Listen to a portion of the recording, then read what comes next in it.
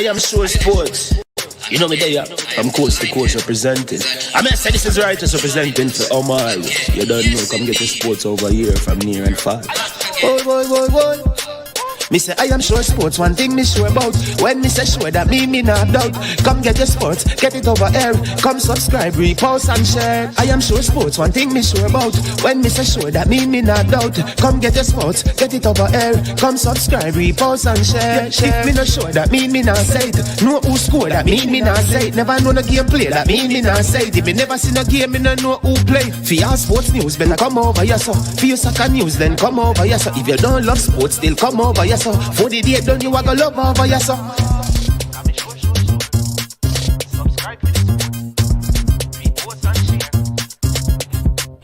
So when it comes on to behavior concerning football, Jamaica is decent. I am sure that if we can get all of these things done, set in place by the end of April, it gives us enough time before the World Cup campaign. Not afraid of no Brazil, no Argentina with these crapper players. We are good enough. Remember, like, subscribe, share. Listen, comment, let me know what your thoughts are. Made up of 18 Jamaican herbs and spices, add delicious, bold flavor to your next grilling experience. Flavoring sauce, a marinade, basting, condiment, or topping. Trick Nick Jerk Barbecue Sauce. Trick Nick Jerk Marinade gives your meats and vegetables authentic Jamaican jerk flavor. The spices are directly from Jamaica. Spices like jerk seasoning, allspice, Scotch bonnet pepper, fresh scallions, thyme, ginger, and garlic. The key ingredients to a great jerk marinade. 0% sugar and low in sodium. You want to try it?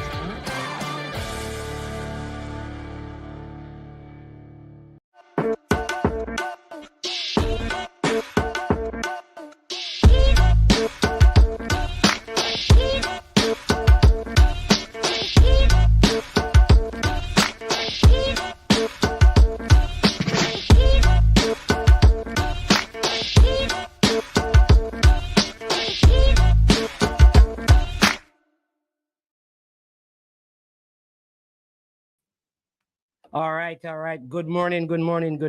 Welcome to I Am Sure Sports.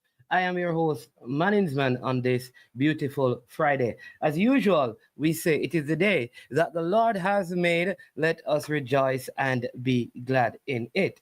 I'm very excited about this show, something new that we are doing in the morning time on a Friday. It is Super Friday and it is Simon's Friday. So every now and then on Fridays, we will have Simon Preston and Manningsman in collaboration, just talking about different things as it relates to football. All right, so he's going to be clicking on in a few minutes, but I want to welcome you to the platform. All of you who are watching, want this to be an engaging, fun-filled, what do I say? Super sticker, super chat, likes, share, all of that kind of a thing show. So go ahead and just, start supporting the program. You know what to do, right? What do? You come on, you hit the like button, you subscribe. If you have not yet, you share the content so someone else will know what we are doing and be a part of the big bad show. All right, it's a big up Paul, big up yourself, Triple E, Tuffy Rudy, Roddy, big up yourself, Dr. Dan, English, Johnny Powell, Marvin, bless up, and Jason, Calabar man, big up yourself. All right. All right. So as usual, I want to share with you some thoughts. This is about emotional maturity, and every day we do this, right? Just a couple of scriptures. It says, and let us not be weary in well-doing, for in due season we shall reap if we faint not. And that's Galatians 6 verse 9. And then 1 Corinthians 15, verse 58 says, therefore, my beloved brethren, be steadfast, immovable, always abounding in the work of the Lord, knowing that your labor is not in vain in the Lord. All right? So your emotions can't go anywhere that your thoughts haven't been already. Your emotions can't go anywhere that your thoughts haven't been already. So learn the difference between attractive and attracted, alone and lonely, emotions and emotional. Successful people make right decisions in the midst of wrong feelings. Successful people make positive decisions in the midst of negative circumstances. The great thing about admitting you are wrong when you are wrong is that you are not wrong anymore. All right? So when you hold unforgiveness, what you're doing with your emotional energy is fueling your history at the expense of your destiny. Proud people don't love well. Forgiven people do. Humble people do. So don't carry unnecessary baggage. It empowers the past to hinder your future. If you don't deal with your baggage, others around you will have to help you to carry it. Only a fool trips over what is behind him. All right. So those are just few sentences to encourage you this morning. Melosonic sound. I feel like I hear about that sound before. Mr. Elm Street. Is that Chris Romans, long time. Travis, bless up, big up. Marvin Ferran, Jason Guna TV, bless up yourself. Peter Mystic, big up, bless up. We also need to bring back Speed Hour of Power. Already, you know what? I did call him. I'm hoping that he will return the call because there is some breaking news where he's concerned that I wanted him to come on and speak to, but he has not yet answered, so hopefully he will. But I will just add at this time, Simon Preston from Reggae Boys Commentary. All right. What's the deal? Good morning, sir. How art thou? I am giving thanks, Simon. How are you doing? Most things under control, you know. Very nice hat that you have on. Yeah. Oh, yeah. Yeah, man. You know the brand, right? God. In fact, I am going to be interviewing Lawrence next week. Oh. God-given talent, and you know they have the shirts and all of those things. And because he wants to come into Jamaica, we're trying to work on a partnership where he'll come into Jamaica and kind of work with a couple of the Mannings Cup and the Costa Cup teams, or even Premier League teams in terms of them wearing his merchandise. So I think he's in Portugal at this time. So next week we promised that he would be on the show to discuss the merch. So just sporting it this morning. Yeah, man. Yeah, very, very nice. Very, very nice. Well, I appreciate you inviting me on, Mannings. I really do. Of course, the last couple of days or so, people may have said things or have had doubts or speculation or may say things that might necessarily be so. And we do our best to provide clarity on things, and that's what I hope to do over this duration, whether it's 10, 15 minutes of explanation. And at any point, you can stop me if you want to add supplementary information or if you want to ask a question, because I think it's so important for persons to be aware so that there's absolutely no doubt in person's mind. And it's not like this is something that is hidden or private. This is public knowledge by the laws of the land of Jamaica, so that persons are fully aware of the process, so that when persons see things, it is absolutely accurate. So yeah, whenever you give the green light, I can go into, exactly what your title say, if you want to address some of the comments first. I don't. Yeah, man, big up all the persons. I think all the persons I really want to get into it. Christopher Wright, Richard Green.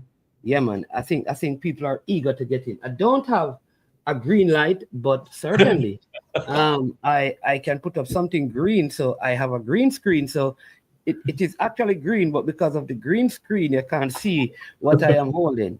So you have the green light to go, though it is a blank piece of paper you're looking at. It's because there is a green screen. All right, so go ahead.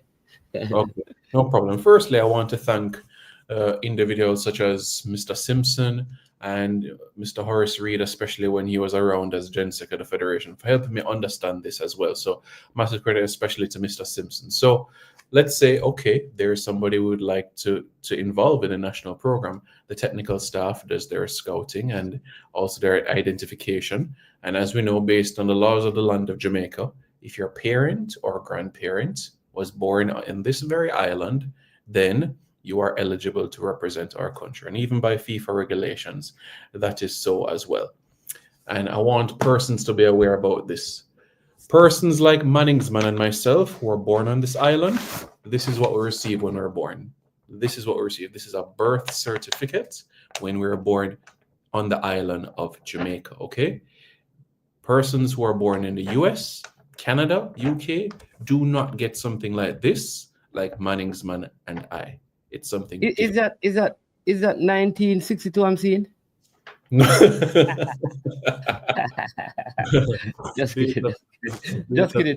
No, you don't have to. But somebody that was born outside of Jamaica before person, because it is a simpler process for Manningsman and myself because we're born on this island. It's a few steps less to get this, which is the Jamaican passport. But for somebody that was born outside of Jamaica, they get this long piece of paper, and it is called a Jamaican citizenship. This is what they have to get first. So what am I going to do? I'm going to go through those steps so that persons are fully aware. Let's say that the head coach views this person as a priority. They have that conversation. The player is interested and committed. And the player goes and locates his parent or grandparents' birth certificates. The player also locates his personal birth certificate. There's an application form that has to be filled out and notarized by a JP or a notary public or a minister of religion. In addition, that person has to take 6 passport size photos, right? Those documents are submitted, which contain no spelling errors to PICA. Now, this is a process if somebody is applying specifically in Jamaica. You pay for the expedited process, which is 45 working days. I repeat, it's much smoother when somebody applies on the island of Jamaica versus within the diaspora, whether that might be London or DC or Toronto, Ottawa. It is much smoother for somebody to do so on the island of Jamaica. It's 45 working days. And I know I see comments in the chat all the time from persons such as Nitro or Gunner's Boss asking, but doesn't the JFF have conversations with PICA? Absolutely. Absolutely. And Mr. Simpson does an expeditious job in ensuring that that communication is solid. And he's done so on public forums as well, that he has an amazing relationship with them as well. So of course you can make phone calls, letters that are sent to ensure that this process is a smooth one. And where opportunities are able to expedite such a process, then absolutely. So this notion that there is zero communication is, one, not accurate. So persons should not go around saying things of that nature. Absolutely not. So the 45 days has passed, or if it is expedited, then a player receives his Jamaican citizenship. This is what the paper would look like, a Jamaican citizenship. As I say, it's different from what Manningsman and I would get because we were physically born on the island of Jamaica. So a Jamaican citizenship, it confirms that they are a citizen of Jamaica. And once they get this, they take this towards the passport office, which is located on Constant Spring Road, alongside with an application form. And if they are at that passport office before 10 a.m., then they can apply for this and get it the very same day. The very, very same day. If they arrive after 10 a.m., they can get it the next day or even 3 working days. And that is exactly what the process would be like. But one aspect that I do think that persons do forget is when somebody has represented another country, whether that might be the States or England or any other nation, what is called an international transfer clearance. And I know Manningsman would know this quite efficiently as well, when somebody has represented another country. An international transfer clearance is done, which is what we would consider a switch, only after, not before, after that individual has received the Jamaican citizenship and Jamaican passport. That is the time that it is done. So And who is required to, just to be clear, Simon, sure. who is required to do the international switch? Anyone who is born in a different country, or someone born in a different country who have played or been called up to that country's senior team, under 20s, under 17, under 15. Who? Sure, no problem. So Romain Barrel, we know, was born in England, but he never represented England at any level. So therefore, he did not need to do an international transfer clearance. So this is specifically for individuals that have represented England at youth level. So Greg Lee, Amari Bell, Ravel Morrison, they're individuals that have represented England at youth level, especially in competitive games, and have gone on to represent Jamaica. Mason Holgate and Isaac Hayden are the most recent cases of persons who have represented England and now Jamaica. So it's specifically for those individuals that have represented that country, England, USA, Canada, before Jamaica. It is not necessary for somebody like Dexter Lembikisa, Karoy Anderson, Romain Borrell, because they never played for England before. So it's a simple process and a simple passport and straight call up. But for somebody that would have represented England at youth level and are keen on Jamaica, getting the passport is not the final step. There is one more step to the process, which involves the international transfer clearance. They cannot take the field for Jamaica until that is done. And as I said, in an official game, but they could play in an official game. Thank you. So when I say they have to get clearance, right? Because I know that there's a connection with England, Wales, and Ireland, Scotland. Right. Go ahead. Right. So these players, like, even so, let's use like a Greg Lee that you said play for England. Right. Is the clearance just from England, or they have to also get something from Scotland and Wales as well? The clearance is from the 4 countries that make up the United Kingdom: England, Wales, Scotland, and Northern Ireland. Not Republic of Ireland, Northern Ireland. Northern Ireland, right. So it's from those 4. A letter has to come from those 4. And that is in all cases of individuals that would have represented England at the youth level. Damari Gray, we think about. Prior to the Gold Cup in 2023, would have needed those clearance from not only the English FA, not only the Welsh FA, not only the Scottish FA, but also the Northern Irish FA as well. Why? Because they form part of the United Kingdom. So that is clarity there. And please, what I would say is, let us not make comparisons with other nations, because other countries have different immigration laws, regulations, and situations compared to us. Because a person might say, well, Curacao have 9 people getting their passports. Well, guess what? Curacao is a colony of the Netherlands. So once you're born in the Curacao, you get a Dutch passport. So do not make comparisons to other nations. Jamaica is Jamaica. Do not make comparisons to other countries, right? In Barbados, parents have to be married for you to get the passport. Can you imagine if our parents had to be married for somebody to have a Jamaican passport? What that would do, or the restrictions that would be. So do not make comparisons with other nations and that, because we have no control of that. Let us focus on our laws and what we can do, which is legal. So that is what I wanted to add to that.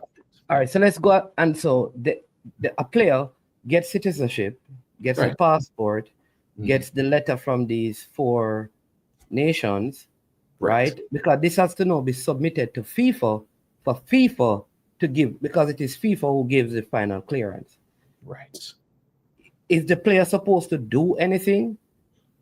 Isn't there a letter that the player is supposed to write that kind of state that this is, like their final decision, and that they are aware that this is a one-time switch to this nation? that is final.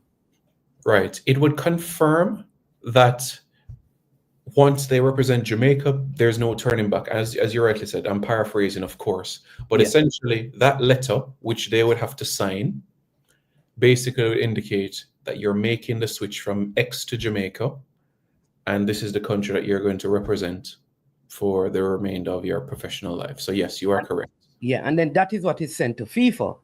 Yes. And then FIFA will respond. And that can take some time. It can. But of course, if you follow up, if once we do the necessary follow-ups, certainly it can be done before FIFA windows. So, but yes, you are absolutely correct in terms of the process. And once that is given the go-ahead, persons can be called up and represent the nation of Jamaica. So I don't want persons to think that getting to this is a one-step process, because it is not. It's not. So it requires, yes, patience. It requires commitment, but also understanding of how it works. And don't think because it worked this way for a certain player, it's going to be this way for a certain player. Romain Borrell's process is different from Demarai Gray's process. Yeah. Romain Borrell has never called up for England before. Never. Karoy Anderson the same. Dexter Lambakisa the same. So every case is different. So, yeah. All right.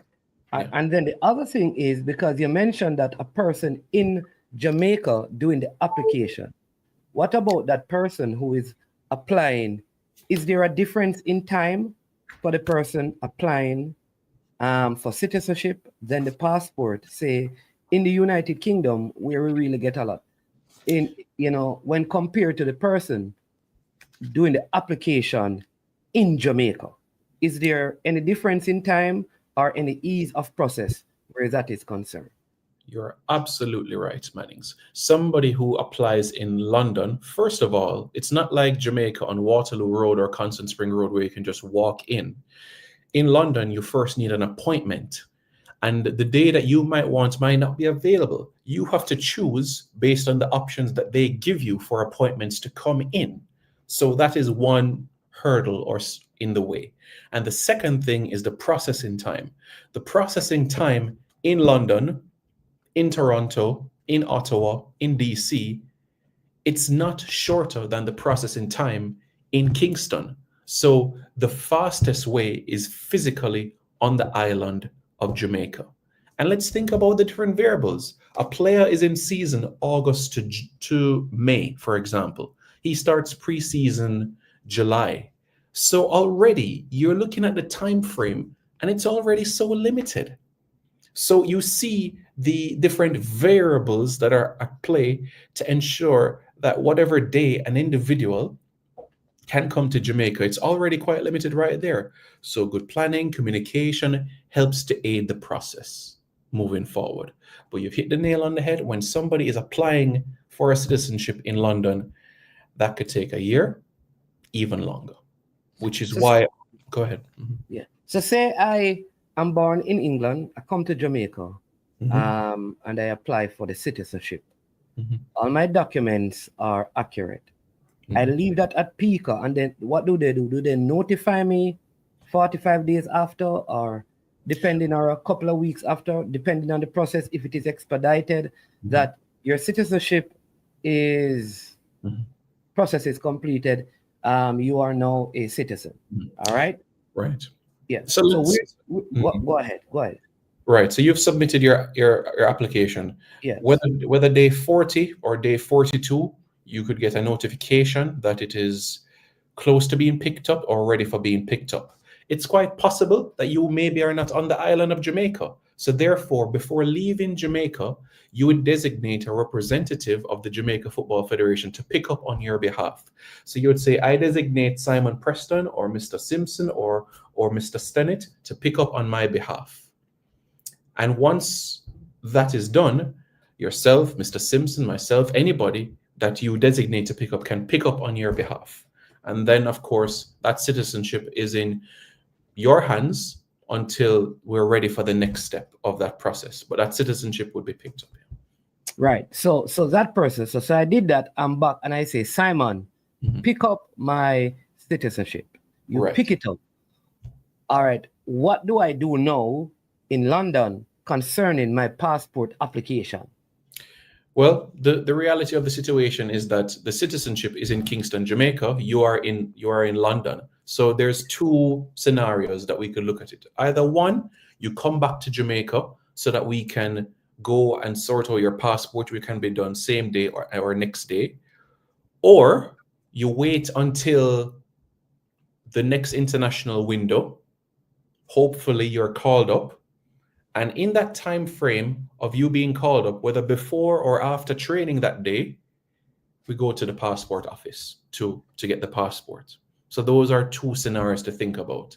I suppose a third, go ahead. Mm-hmm. Yeah, right. That's what I was just going to say. The third scenario would for you to mail the citizenship document to the person, yes, and they apply for it in the passport in the United Kingdom.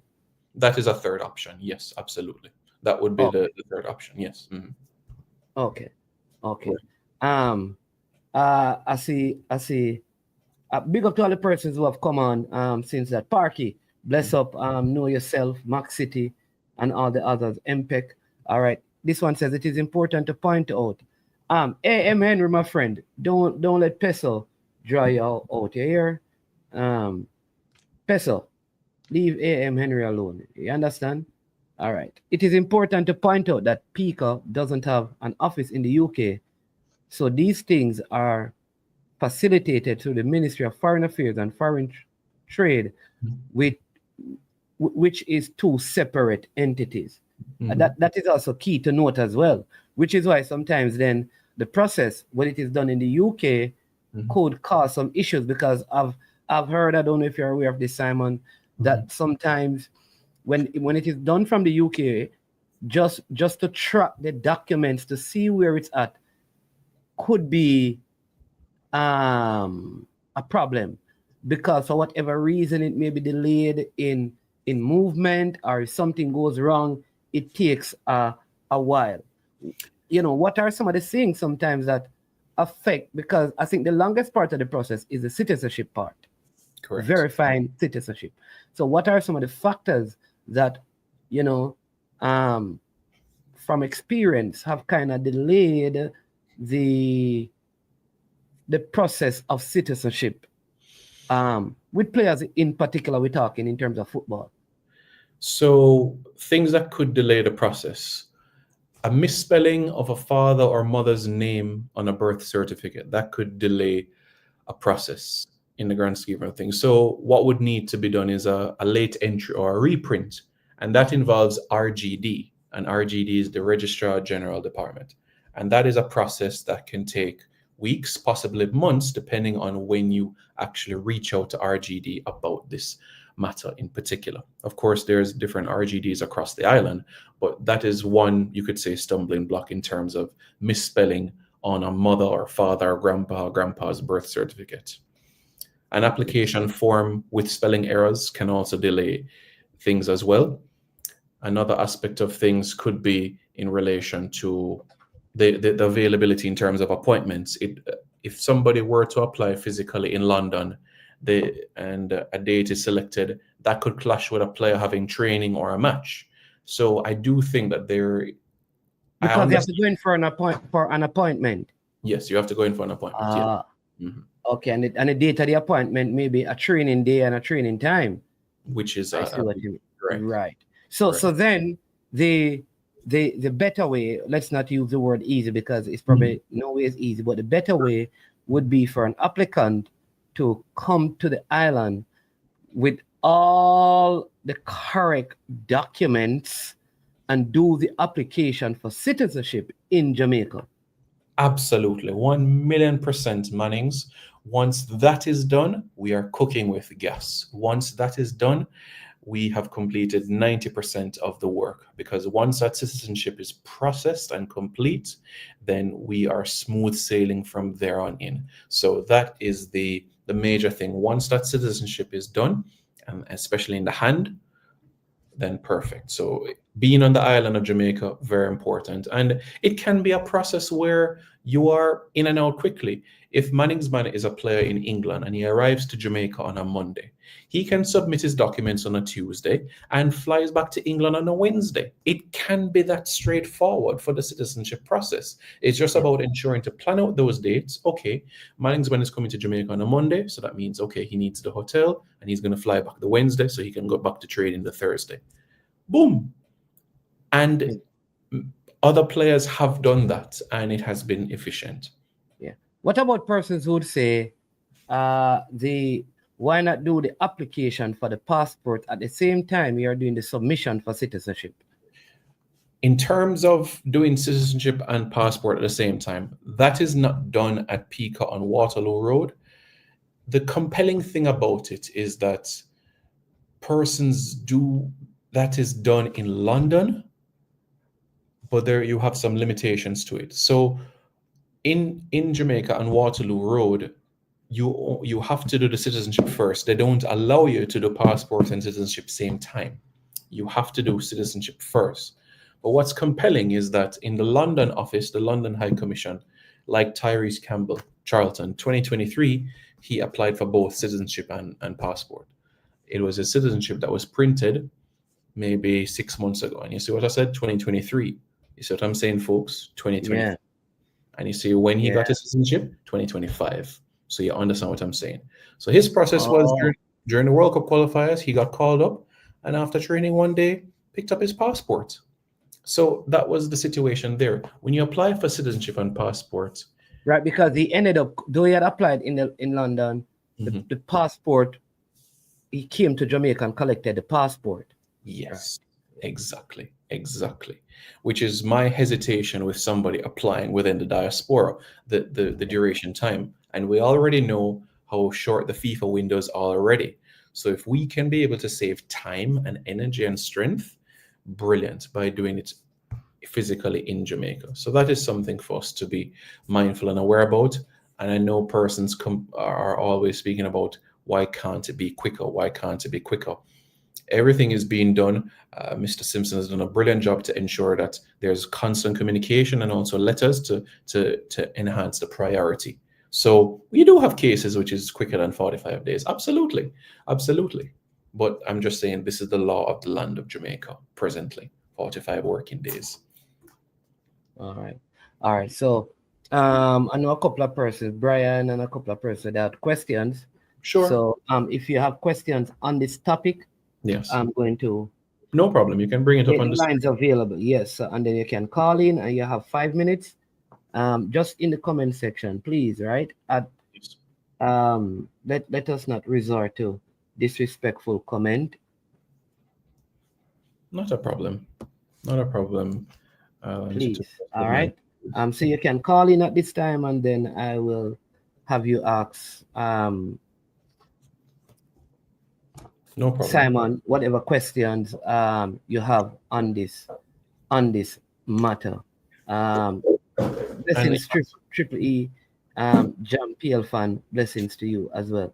Because one of the other things I wanted to speak about is just the games coming up. I know that there is a window, but the game days have not yet been decided in September, but there is a window coming up in September where there are 2 games to be played by the senior men's team, and there's a youth team that is also about to take part in an under 15 tournament in the summer here. Yes, indeed. Yeah, go ahead. Very much so. You mentioned the CONCACAF Boys Under 15 Championship, which will commence in August, and also in August in Trinidad and Tobago will be the CFU Girls Under 14 Championship as well. So certainly opportunities for young junior teams to be able to take the field of play, represent Jamaica. They can get the experience of representing your country, traveling and getting all of these opportunities. So yes, very excited from that standpoint. At the end of July, we're going to have Arnett Gardens represent us in the CFU Club Shield and see if they can be able to book a top 2 spot to qualify for the CONCACAF Caribbean Cup and join Mount Pleasant and also Cavalier as well. So in terms of what we can look forward to prior to the September window, we have Jamaican clubs and also Jamaican youth teams on the horizon to be able to to look forward to. All right. So press you can call and ask a question, and Brian, you can now call and you can ask your questions, and Simon can answer them. Yeah, before we get the questions and comments, I just wanted to stress how different it is for, of course, persons like myself or Manningsman or Brian that are physically born on the island of Jamaica. All we need to get a Jamaican passport is literally this, a birth certificate and an application form signed by a JP, and we pay.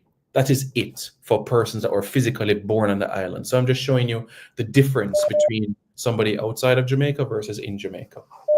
All right. So we have one caller online. Good morning. Welcome to I Am Sure Sports. Morning. Yes, morning, and big up to Simon. Big up to all of the Man United fans them, Simon, I have a question, right? I have 2 questions, because I know that you have dabbled in the analysis side of things when it comes down to football. So the first question is, I want you to explain what is the role of the press officer himself at the JFF. What is your role as the press officer? To provide media updates, information towards the media. Okay. And do you believe that there's enough, in terms of how you relay information, right? And I know that oftentimes in the press conferences, you're with the coach. Do you believe that there's enough clarity in some sense for the fans that doesn't leave room for more questions than answers in a sense? Because, oftentimes the fan base, we have this thing where there's always a divide due to some responses from the coach and information that is being relayed to the fan base. Do I think there's clarity? Yes. I do think at times that certain questions that should be asked have not been asked, personally, just to provide more clarity. But of course, that is where you have the question and answer segment. So what I encourage you is that if you have a question, then find your way to the JFF 29 2025. Can you hear me? I think Simon, your internet was giving a little, so I know you started out saying yes, but the rest of the response was not clear. So if you can just repeat, please. I said to him that, of course, after press conferences, when you go online, persons say, why wasn't this question asked? Why wasn't that question asked? So that's why I said I encourage him, if you do have a question to ask, and find your way to Kingston, Jamaica, August 29, 2025, when the squad will be announced for the September window. So I do think it's important that if you have questions, then you write it down, listen to the opening remarks, and if that point or that question was not raised, then go ahead and pose that question, because I do think that is important in providing clarity of things. Yeah, but even before the games upcoming in September at the stadium, right? I'm talking even before that, in some sense, as fans sometimes we believe that there's not enough clarity. Not in the sense that you can tell the coach how to answer questions. The coach can only answer questions how he feels fit in some sense, right?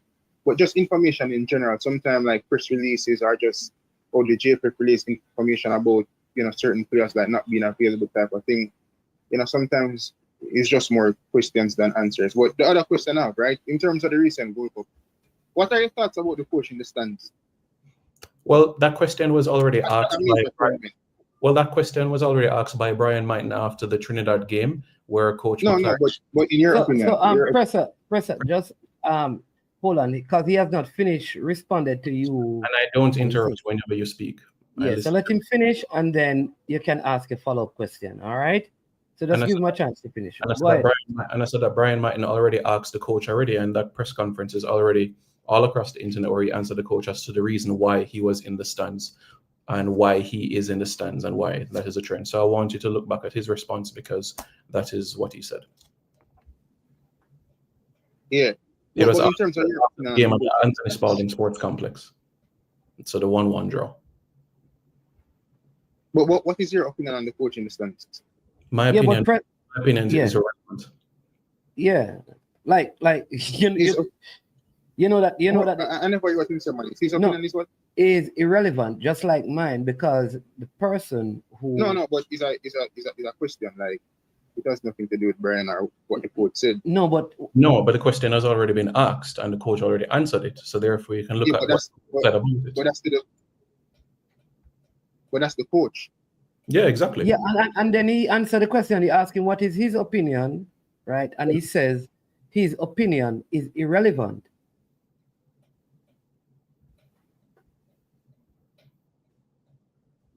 I'm not really get that one this way, but all right. Yeah.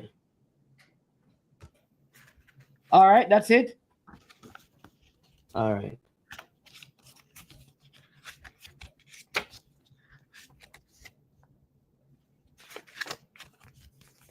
Yeah, I know Brian had a question as well. I'm not sure if he was going to call or if he was going to type it in. Yeah, he was. All right. So let me take this one from A.M. Henry. Peso. Peso. Just do not just talk to me. If you're on the platform, talk to me. You have a comment to me, sir. Right? I know you're going to tell me about other people and what they're saying. Just leave that alone and speak to me. All right. Let me read this from A.M. Henry. All right, here comes Peso calling. Does FIFA give hold on a sec, Peso. Does FIFA give condition clearance before the final clearance? I understand process takes 30 days. What if the game is before? Can the player play before the clearance is granted by FIFA? Good question. All right. FIFA has to tick all the boxes before clearance is given, so you can't jump the gun by any means. Everything has to be ticked, all I's dotted and all T's crossed before the player can take the field for Jamaica. Okay. All right. All right. So we have Pesa. I was just speaking to you. I said, listen, if you have good morning, sir. Good morning. All Good morning, Simon. All right. Morning, sir. Morning. All right. All right, go ahead. That lady, see? Many of them have agenda. She one of them. All right, Peso. Listen to me, money. Peso. Listen to me, money. Peso. Let me talk first. I'm going to let you speak. Let me talk. I'm going to let you. Yeah. The lady writes something about Omar Peso. I'm going to let you speak. I will not facilitate a conversation that is about a comment that a person states. No. Let me finish. I'm going to let you speak. Yeah, but I am going to let you speak.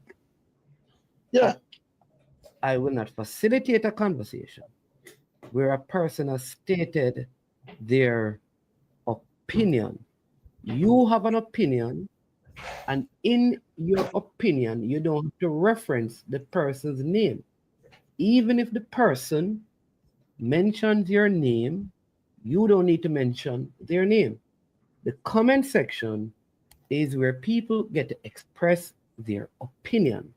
What we don't want is for people to be speaking to people and not to people's opinion. That is the path I want us to begin to dialogue on. And I will be quiet now and allow you to speak. Respectfully. The lady said something about Omari Hutchinson. All I simply said, she give her opinion, see like how she give opinion, and JPL players said busy, no be reason for inner the team. And I simply said, Omari Hutchinson can steer England. That is my opinion. I'm entitled to that. Same like how she want to say about busy, same way. So you can't say you say something, your opinion, and me retaliate. No, you vex because of what I said. Tell me now, that's why all the while when they try to disrespect me and when you retaliate now, I'm a bad guy. It's not a Pesa. Remember, I did not say anybody is a bad guy in this. All I'm saying is that if I say Omari Hutchinson should play, I am not speaking to Peso. I did not say Peso, Omari Hutchinson should play. Therefore, in your response, if you say Mannings man, Omari Hutchinson should not play, you are talking to me when I was not talking to you. I am saying that you could have responded and said, Omari Hutchinson should play without attaching a name to it. That's all I'm saying. The issue is when we begin to put names to the comments, when it is our opinion, because it comes across like we're speaking to the person and not to the opinion. That's all I'm saying. I'm not. So me not decide who play for Jamaica. She not decide who play for Jamaica either. We are not forum and give our opinion. Opinion, but right, simple as that. So offend, yeah, you can't be offended when you not agree what I said. Like come in agree what you said. No, the person is not offended by you, not the person. Listen, you and the person are not offended. Just listen. If you make a comment, Peso, like somebody says, them mania can't trace him and Papa Jesus. For you now to say, hey Baggio, you come talk about man can't trace. He did not say Peso. No, but Mannings, I never cursed her nobody. No. She didn't. No, man. Me not talk about that. No, man. But somebody tell what happened. All right. That's why she vexed what I said. All right. She will tell you, fair curse when splitting. Me not think. Simple as that. I don't think you're understanding what I'm saying. Mannings, me understand exactly what you're saying. Because here's what, Peso. You have a fight. And you have a right, you know. You believe that certain players should play. You have a right to that, you know. And no matter what people say, that is your opinion. They're going to disrespect you, some of them. Some going to agree with you. And that is their opinion. All right?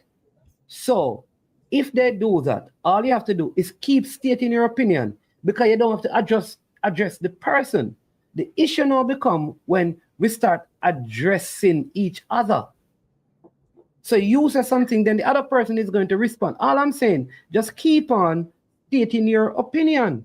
Because your opinion, you have an opinion about Omari Hutchinson. People don't have to agree with you. That's all I'm saying. You understand me? Because your opinion.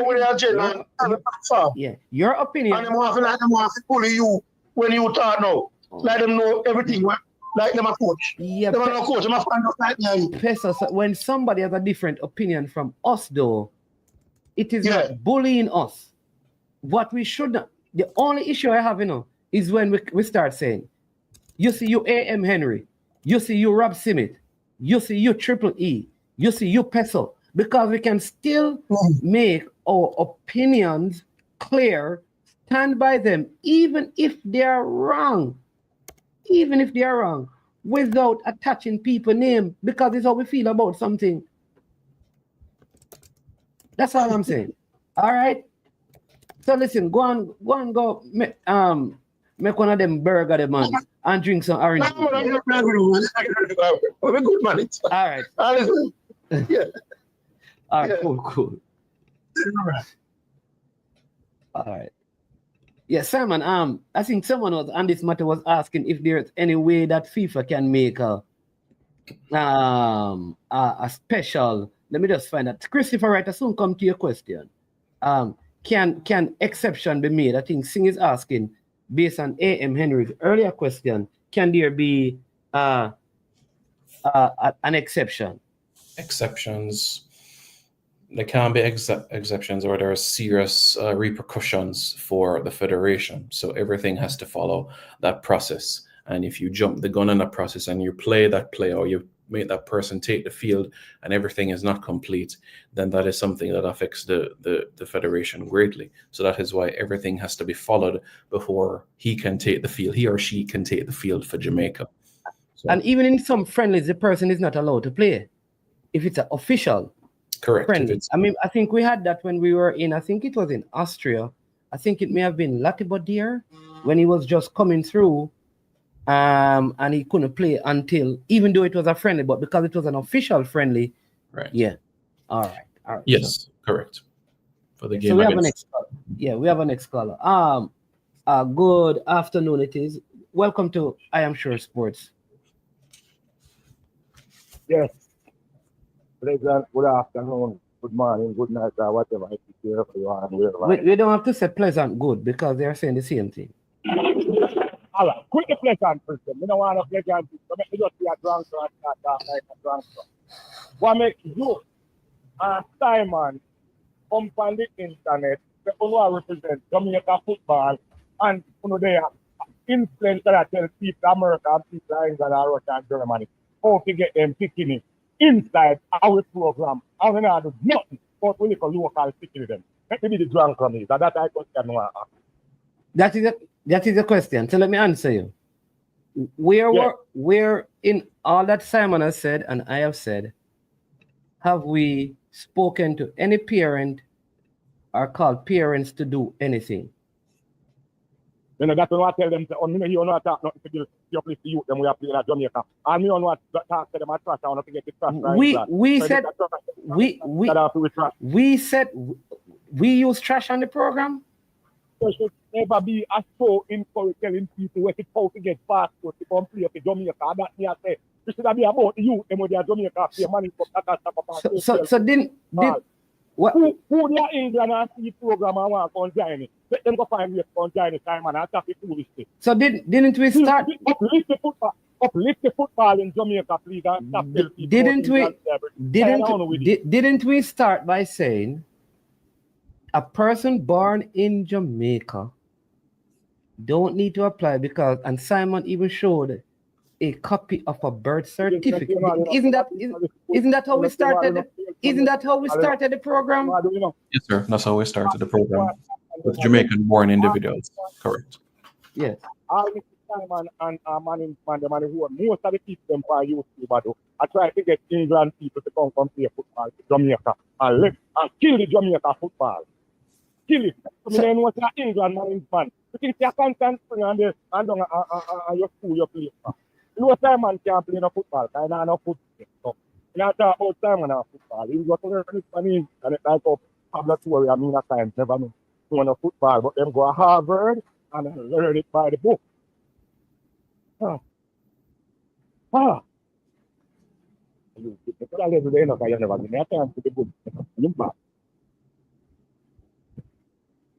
finished? You're not finished yet. We're going to respond. What? I responded already. I don't know some of it. No, a question wasn't asked, a statement was made. No, that wasn't a question. That was just a rant. Exactly, that's what I said. That's what I said. The question wasn't asked. That's what I said. I didn't know how. No, I did not ask Simon any question because the question I wanted to ask Simon, first I asked the question and first I don't get no answer, and because of that, first I'm mad, losing train of thought and run gone. First you did not come prepared to talk to Simon because you know Simon is very eloquent at dinner politics. So you're not going to get no direct answers when it comes to certain things. You can't come ask the man how him to see the coach views. The man can't come to the coach and anything. But then I go around with the coach because I'm on the coach belongs to that proposal. And the first conference. And that's his job. His job is to protect the people, not to give you information that you want. Talk to me. You're making statements, Gunners boss. So we allowing you to state your opinion. I don't state no Simon defend that and tell me wrong right now. Huh? But why does he have to defend it? I was addressing Simon, man. I got to do, you want to control this for how people do on top. Just like come here, you say, Henry make a comment in the comment section. Big up yourself, Henry. Service tester, my brother from another man. Choose to comment and take her comment addressing her. And you are going to tell the man, say, no, when you put something in the public, you put it out there for the public consumption. So it's 500 away and 500 away. And you want to consume it, allow us to do that and not everything. You can't address A.M. Henry. You are the only active female around here. It can be addressed as long as it's been respectful. Don't disrespect her no time at all, service. All right. We have a question on the screen. Mm-hmm. You can't read right now. Yeah. All right. So just you can hang up and listen to the question. Because I think it's a very maybe someone can answer this one. No, it's not for you. It's just somebody needing to get some information. Okay, all right. Pick up on yourself and show go and good enough because I make I'm a military. I don't know the England thing. We want to Jamaican youth them by life back in ideas. Okay. Yeah, that's one. All right. Here what happened. Jamaican, hold on, let me tell this before because Simon. Mr. Gunners boss, I was born in Jamaica. I was born in Jamaica and I can play football. So that's not an accurate statement that you made. Yes, I hung up the Did you phone. take that first time, man? I just gave him No, my man. opinion. I said I was born in Jamaica and I can play football. You have to have crap back. You have to have crap back with your company. You come here, come sit up your feet and go and like the people come here to laugh with your time, man. You come here to troll you and also give you respect when we My want face to is not skin up. My face is not skin up. So don't take nothing personal over here, man. Just chill, man. My face is not skin up. And that's why you're in your feelings, man. When you go up on TikTok, you go steer you don't like how them over there and steer down there. Watch me. Bye, later. All right. Cool. Have a great. Yes, sir. Me now put a chat over here today. If you can tell about have a great day, nobody now call you. How you feel like? And that's it. And I mean, I totally understand. If you choose not to put a super chat, that is appreciated, sir. Because I need to answer, because there are other questions that we need. There are other questions. Address the question and come back to me. No, but there are other discussions. So, all right, Simon, if you, Christopher Wright, from Manchester in England, well, overseas now, says, Simon, if you can answer, Lewis Baker was named in the Gold Cup squad. Was it because the coach thought he would have gotten his paperwork and clearance before or during the Gold Cup? The best way I can answer that question is when you're in the final 23 or 26-man squad, then you need to have a Jamaican passport. Being in the 60, not necessarily. That's the best way that I can answer that question for you. That's the best way I can answer it. Because at the end of the day, from that 60-man pool, you're still going to have 37 players that don't make it. Because at the end of the day, it's going to be a 23 or 26-man squad. Yeah, and he was not the only player in the 60-man squad that did not have the requisite document at the time that they were included in the 60-man squad. He was not the only one. You are correct. And yes. I remember Simon also spoke about those, even those, if all of them had gotten their documentation, they would also have to go through the process of clearance once they represented the nation that they were in youth football as well. So it would not only be the passport, but getting the clearance. And remember that we have had situation, I think Simon alluded to that, where the FA's response or the MA's response to the clearance has taken longer than normal, and almost as if they don't want the move to be made. So there have been those cases as well, where it takes a little bit longer than normal. I have Leighton. Leighton work sometimes under the radar on the female side of football in the US.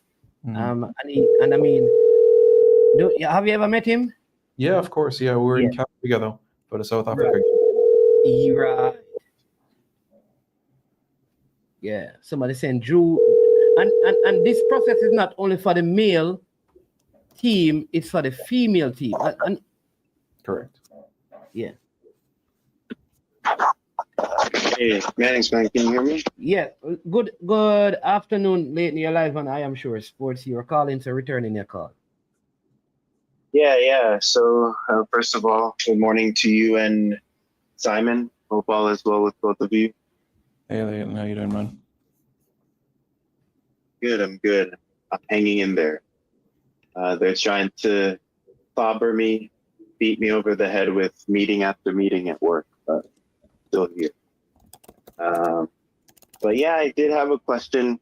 We were talking about you were talking about the international clearance, like when someone has previously played at another country, now that they want to play for Jamaica. Right. Yeah, so the example that I have is we have a player that has represented the United States at U14 level and U16 level. And now she wants to play for Jamaica, has the citizenship and passport. But I guess my question is more of a clarification question, where since it's not like U17 or U20, would we still need to communicate with FIFA and send that communication the way you were saying earlier, since it's not one of the major youth tournaments, youth age groups? Is that still required? Yeah, so regardless of whether it is U14, U15, that process is still necessary, even if it is not U17 or U20. It's still something that would have to be done. So I'll just give an example, for example. So Chelsea has a player by the name of Omari Kellyman, right?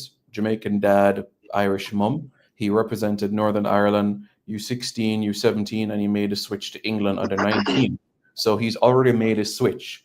He can't go from Northern Ireland to England to Jamaica. He's already made a switch to England. So, yeah, to answer your question, regardless if it's U14, U15, yeah, that's still something that has to be done. You know, even like with Tiffany, for example, represented Canada, and then of course had to do the weights, and then of course here she is now with Jamaica from 2019 onwards. All right. Yeah. All right. That was my question. All right. I appreciate it. Yeah, man. And keep up the good work, Leighton. I appreciate you, man. Yeah, man. A lot of work. Yeah. He does on the female side of football in the States to support Jamaica's football. One of the unsung heroes. Thank you. All right. All right. Yeah, man. Young Cryptic. I have a couple more comments, Simon, because I know you're a busy man as well. It says, Mannings, man, I am not sure if anyone asked it, but Johnson and Hall was in the 60 CDM by nature, and we went into a major tournament with a CDM. So my question is, why were they not included? All right, so that's a question for me. I always say who the coach selects for his 23-man squad is in the hand of the coach. And so the best person to ask a question like this is the coach at a press conference. Yeah. I cannot speak for the coach on these matters, and I hope you will appreciate that. I'm not trying to circumvent, but he is the person who is in charge of that area. In the same way, he would not answer questions on players' per diems and payments and stuff in the media, because he's not in charge of that. I cannot answer as to why a player was not selected, regardless of how someone may view the composition of the team, right? So that is it. And then A.M. Henry says, why do players need Scotland, Wales, and Northern Ireland clearance when they only play for England? Does each entity have their own federation in football? Again, very good question. So you can explain that one, Simon, and then I can, if you need. A.M. Henry, the best way I can define it for you or explain it to you is that those four nations are part of the United Kingdom. England, Scotland, Wales, Northern Ireland are part of the United Kingdom. So that is the reason why that is a situation. Because there once upon a time, a situation where you had players that were born, for example, in Wales, had no ties whatsoever born in England, had no ties whatsoever to Wales, and they represented Wales. This is pre-2002, before FIFA eligibility rules made some adjustments. So it still follows a format where you have to go through England, Scotland, Wales, Northern Ireland. Yeah. All right. And not only that, there was a time when you could play like youth football and switch, and then correct. But now they have changed that to, even in youth football, is still a one-time switch you have now. I think that was changed sometime around 2021, 22, somewhere there, or it was after that. But I know it was in the COVID era. Yeah, and you're right in terms of the youth teams, because even like Ryan Giggs, he represented England schoolboys, even though he had no tie to England. But he represented England under 16, and then, of course, Wales. So, yeah. What happened to a player like Mothersill, who hasn't represented anyone outside of Jamaica? For players like Malik Mothersill, Koroy Anderson, Dexter Lembekisa, Roman Borrell, they never represented England, so there's no need for no one-time switch or change of association. Nothing like that. It means that once they get their passport, they're good to go. Yeah. Simple, straightforward for those individuals. Is the 3-game rule fixed? Say a player has played for over 5 years for a country, but is captied. Can you get? It's I'm three. not sure. I'm not sure. Is the 3-game rule fixed? Say a player has not played for over 5 years for a country, but is captied. Can you get clearance if he's captied? 3 competitive games. 3 competitive games. Once the 3 competitive games are done, that's it. So I think Levi Colwell, Rika Lewis's of this world would be locked in with England at this point in time. So 3 competitive games lock you in. So, for example, we have Jaden Hibbert, who's a goalkeeper. 3 would lock him in and, mean that Canada and the United States he wouldn't be eligible for either nation. Just a random example. Yeah. Mm-hmm. Yeah. All right. Just another way of asking about. Robbie said that. Somebody's trying to find out. About Emil Smith Rowe. So that is why the question was worded that way. Mm-hmm. A good example is Ivan Toney. If Ivan Toney, after the few minutes he had never played again for England, he could not come and represent Jamaica. It's just the rule. And I know with what is happening in track and field, I think people think it is maybe the football rule is stricter or more strict. Let's use that, right? More strict. But the thing is, because of how the world of football is, for example, when you look at the African continent, many of the players are like, there was a France team with like almost 80% of the players having ancestral roots in Africa, right?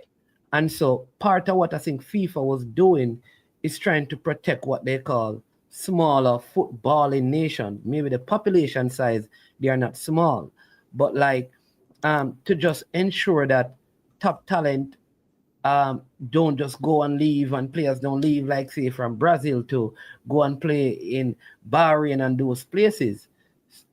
So I think it is a very important issue, and it must be understood. And again, I will say this: the thing is, I believe it is unfair to ask about player selection of the press officer and a manager in Jamaica's context. Because in the EFL or the EPL, when they say manager, they talk about Mikel Arteta and Pep. When we talk about manager, we're talking about the administrative arm of the football. I think selection issues and questions must be asked of the coach. All right. So just one final thing, Simon, I'd like you to bring some clarity on is and this is an issue that that I'm not really in press conferences.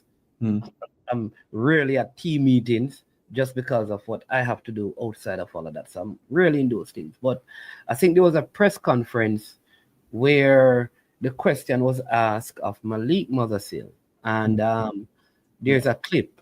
I think Issa Allen, even he sent the clip. All right. Yeah. And in that clip, the coach said that Mothersill had received his passport. Now,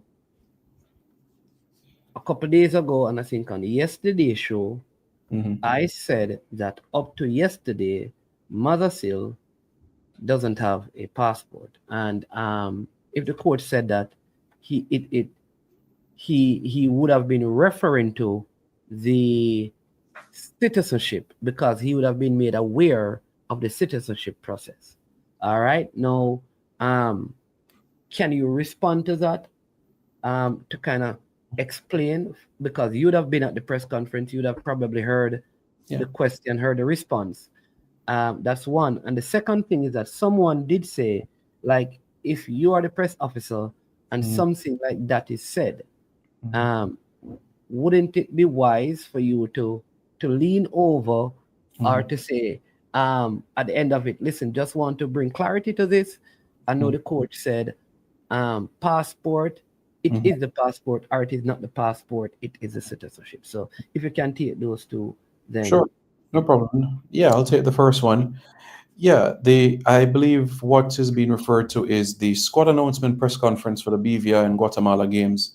Yes, the coach said that he had received his passport. That is not true, and he was corrected after the press conference. So after we came off the Zoom, that is when I physically told him that it is not his passport. His application for citizenship is being processed. So I made that clarification to him, because even on the online space, persons mix up citizenship and passport, and the coach has a better grasp and understanding of the difference between the two and the steps in the process. So it is not true.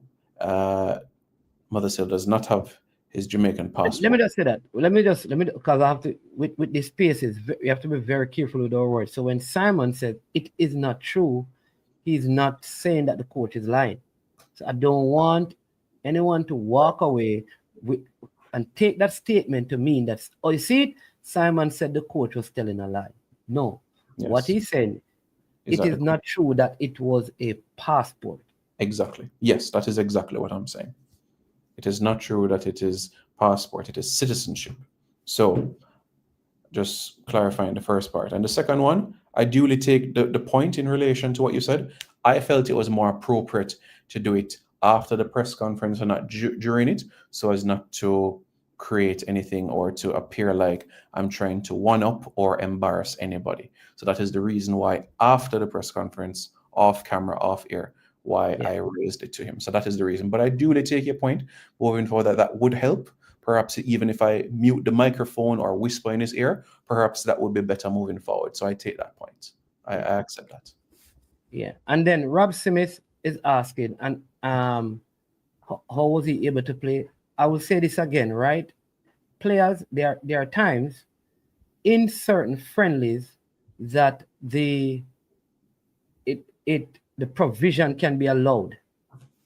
For example, there are players.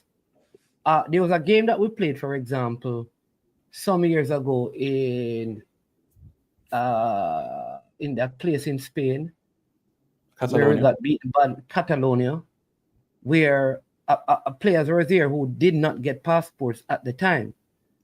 The nature of some friendlies allow you to play players. It is not all friendlies you have to have a passport to play in, right? Because some of them are not official FIFA friendly, and then and there are times, right? And there are times that teams can agree. So it is a team can turn what was an official friendly into an unofficial friendly. Right. Let me explain that. The coach may determine that, all right, if we play this game and I lose or you lose, it's going to affect our ranking, and we have a draw to go into next month, and if we lose points, it could affect where we are drawn. So let's just, instead of 5 changes as an example, let's make 7 changes, which means all the points that would have been associated with it, right? You understand what I mean? Yeah, you're absolutely right. The two head coaches can agree to that. So in a FIFA window, if there's a friendly in a FIFA window, that is something to be fleshed out by both member associations and the organizers. So as I said, don't treat every FIFA window as the same, because teams can have agreements, clubs, there can be different agreements between each other. Yeah. All right. So I hope that explains it. Jason says, I noticed the second Unity Cup match versus Nigeria result is not shown on the FIFA ranking. Because like I said, that oftentimes team, they can have conversations to make it not affect their ranking per se, especially when they have drawn. A lot of teams will do that. But I have this, someone is saying, and again, let me just answer a couple of things. Yeah, sure, no problem. All right. Like Marvin Ferron, this I don't know for sure, so I could not comment on it because I don't know. I have heard that he does, but I cannot verify it. All right. But again, I just want in supplement to say, Marvin, remember what we said at the start of the show. For persons that would have represented England or Netherlands, Canada, USA before, even having a Jamaican passport is not the final step in it. The final step is the change of association. So even if somebody has this, there's still another step in the process. You can go ahead. All right. So this one says Smith Rowe is eligible for Jamaica in June 2026. 3 years after he has played for England, Jamaica should seek him out if we qualify for the World Cup. Okay. Is there that rule, Simon, that if you have played after 3 years, you can switch nationality? Or is it because he has only played 2 official games? He's only played 2 official games and 1 friendly.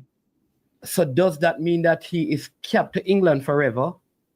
I don't know. I guess I could check the rules and find out, but I cannot speak specifically to that. So if someone have the actually written rule, you can post it here. I would be happy to read it so I can get better understanding. Yeah. All right. And there you go. And so the change of association has to occur for all players or only players who have represented an association? I guess Jason tuned in late. Only for those individuals that represented England at youth level or USA at youth level or Canada at youth level, etc. Not for people like Roman Burrell or Karoy Anderson or Dexter Lembekisa who never represented England before. I hope that provides clarity, Jason. Yeah. All right. And then not only that, because remember as well, the association that you are sending the request to, they can also delay the process. That's a possibility. For their own reason. So, for example, say you use a player that the person just put up. If that association still want the player to play for them, it could delay the player getting the clearance, though they have the passport. It is. Of course, you can keep on calling. You can talk to people because that happened. Because people can find ways, and we have experienced that.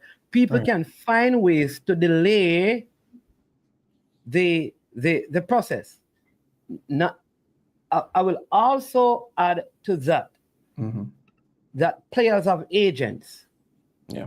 And sometimes their agents would prefer if they make the switch after they have completed particular deals in there, especially for a younger player or a player on the verge of making a big move. Some agents will advise their players, listen, wait until you have made this $50 million move. You are earning $120,000 because you have a contract. Because if you make the switch, it could affect your negotiating powers in terms of moving. So there are some of those factors sometimes that will make the player, it may not be a lot of cases, but there have been those situations. Yes, you are absolutely spot on and correct. Yeah. So that's something to be mindful about, 100%. So let us bear this in mind and remember these important points, especially dealing with players who have already represented a nation before representing Jamaica. please be mindful about that as well, and not assume because you hear somebody or you know somebody has a Jamaican passport, oh, that means that everything good to go. That is not the final step in the process. All right. I mean, this is a very good and informative show, Simon. But let me just ask you this, right? Sure. Because I think one of the challenges, so there are many good persons, well-thinking, sensible footballing people who have a passion for Jamaica's football. And so that passion,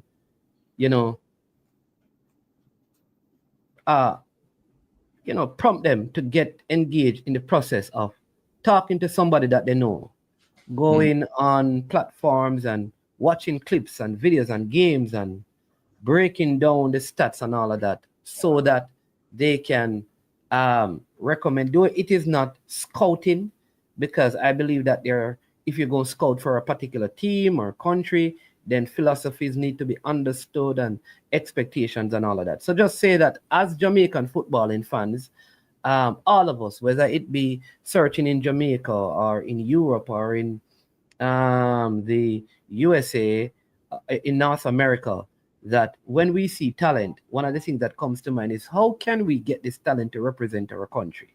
Now, when that happens, if you have many people doing it with different information and doing it different ways, it can cause confusion in the system.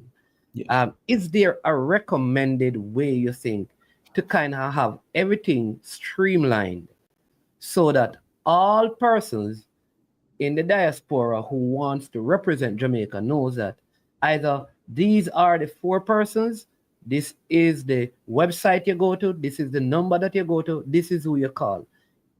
Should there be a system? And if so, what should that system look like so that it is just one group or one channel or one place that all of this information is presented to? Yeah. Should there be a system? Absolutely. How should it be structured? It will be dependent on the different age group and gender. So for the women's side of things, it would be in terms of led by Coach Busby, and of course the team, the technical team that is around him. And of course, Mr. Simpson is important on both ends, the men's and women, to ensure that the administrative side of things is all ticked and put into place, where the necessary paperwork and letters are signed, sealed, sent off to the different elements of things. So how can we do that? It is about establishing the contact point, and also the different forms of communication, whether it is email or contact. And then from there, once that is established, then we send them this document that can be 10 steps, 12 steps of what is needed to naturalize that player in particular. And that would be my advice to Jamaicans living outside of Jamaica. You having a son, you have a daughter, please, the first thing you do, get them a Jamaican passport. It will be something that you won't regret, because that can also save us time and energy as well. I think the under-17s last year did a brilliant job in terms of, under Coach Butler, in terms of having those players naturalized so quickly. Yeah, that was just extremely brilliant. So that will save us time in the long run. But I do agree with you that there has to be a medium in that sort of aspect of things, 100%. Okay. All right. So there is, all right. So I would say, like, which is, I agree when persons say, well, some of these players, unless their approach or some of the families, it doesn't cross their mind. For example, a 14-year-old in Chelsea's academy, whose grandfather is Jamaican, whose mother, for example, is a Jamaican, right?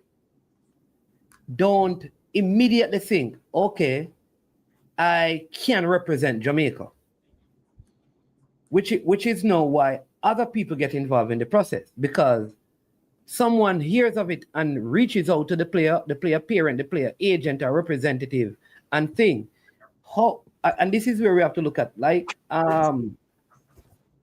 what do we do, like, for that 15, that 16, that 17, that it is not, it has not crossed their minds yet that they can even have an opportunity to represent Jamaica, because not everyone is aware. They're probably a player right now in Switzerland who don't watch these channels, who don't listen to this, who has Jamaican connections. There may be players in Japan. You understand me? How is this information communicated so that wherever you are, and this can go for track and field and any other sport, wherever you are, you can know the information even if you don't need to use the information. Yeah, good point. 2 solutions. You could say the step-by-step process could be on the JFF website from step 1 to step 10. Another process could be in relation to that age group you mentioned, under 14 and 15. These are minors. So when you are at these youth tournaments, naturally, you're going to see parent or guardian. So conversations with these persons are also important as well, in the networking of things as well, so that if they are interested, we can point them to the relevant information. So the website is one aspect, dialogue in terms of releases, and also in terms of the one-on-one communications you'll have with the parents and guardians of these players. So those are, for me, the ways forward from that aspect, because the diaspora population is only going to grow, and it's only going to get bigger in terms of those that we have in the States, Canada, and the UK. So we can expect that there's going to be more questions or demand for information of this nature moving forward. Yeah. All right, Dre says, Simon, maybe it would be best if the coach refers all the questions of that type to you, just to ensure accuracy. I think he's referring to the earlier point about, like, which I think is, I think that's a conversation you could have as well. So if anything comes up where documentation and stuff, I can just respond at the end of the press conference. Maybe that's an option as well. So good suggestion. Yeah, take that on board. And of course, Mr. Simpson, Mr. Stinnett also ensures that the accuracy is provided as well from the admin side of things. So yeah, of course, I fully understand exactly where you're coming from, Drew, and that is absolutely noted. No problem. And let me say this, people, like for a lot of the competitions, you need a physical passport before the game to be presented to the match commissioner before you can even play. And these are for official games. So that is why the passport is important. And for the official registration of the squad in competition, and this is not a Jamaican thing, this is just all around. Correct. You have to enter the passport number and other the name is taken, because you don't present your birth certificate, right? Or your certificate of birth, as some people will say, but you present your passport, and from that, it is registered, whether in CONCACAF and what they call the COMET system or whatever, and that is verified with the physical passport to make sure that the number registered, the player, the birth cert, the birth date is the same, the gender is the same, all right? The citizenship is, all of these things are verified by the passport. So that is why acquiring the passport is so important. Exactly. Yes, because as we know, going into tournaments, there is a passport check, and all of these things take place. So that is why it is so important. Persons may wonder if this is necessary. It is necessary to ensure that there's equity, fairness involved within the game. I accept what Dandan is saying, and I think Mannings and you have spoken at length about this. Is a solution creating a sports division so that in terms of naturalization of players moving forward, this is done. And this is beyond football. This could be lacrosse, it could be rugby, it could be track and field. Do you create a sports division so that you are not in the same batch as the average Joe? And I'm not saying the average Jamaican is not important. I'm just saying for sporting athletes to create a separate division for them. Yeah, but Simon, all right, so I brought up this to political representatives on both sides in a bid to kind of push it, and which is what Brian is alluding to, which is what I'm going to get to, because and they believe there are some more important industry where, because people don't understand that in the United Kingdom there are thousands of applications for citizenship. So it is not like it is like 10 and 5, it's thousands. So the question is, when you have all of these other professionals and professions, why should sports be given priority over medical doctors, civil engineers, teachers? Why should entrepreneurs who want to do? Why should sports as an industry be given priority and a special space over all of these, when there is proof that those other industries bring in more financial resources into the country than sports does, especially football? I accept that. I accept that point. So if we are to create a sports division, then I do concur that we would need an education division. We would need a mining and agriculture division. I would, but I understand that would create, in some aspects, is a lot of confusion. But I do understand the point that you're making in relation. If you do that for sports, then it should be for other industries. It can't be just for sports. So I accept that. So in the interim, the solution we have is to, in relation to the 45 days, we know that is set in the laws of the land, to continue doing what we're doing, the following up and the checking, so that process could be quicker. That's the immediate solution at this point in time. That's the best that we can do for right now, because the 45 days is not changing at this point. Okay, I see Jason said that he can answer that. All right. Reggae Boys underscore reactor says, waste government money on 1 or 2 lazy athletes per year. Isn't there separate departments just for that? Then Jason says, all of those areas that you have outlined are looking to leave the island and not trying to enter. Really? That is it. I believe that there are entrepreneurs trying to return to Jamaica and in people coming back to invest in different. You don't believe so? I believe so. We don't believe that, especially with some of the chaos in the US at this point.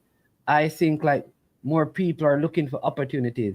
Jason, you have to give me more than that. You have to give me some supported information. I'm not going to knock your idea though, but you have to give me some more supported information. Where is the money coming from to support these ideas? That's what Brain Drain is saying. Yeah, it would have to be an independent thing that is done by PICO or comes from the Ministry of National Security through Dr. Horace Chang and Kamina Johnson-Smith.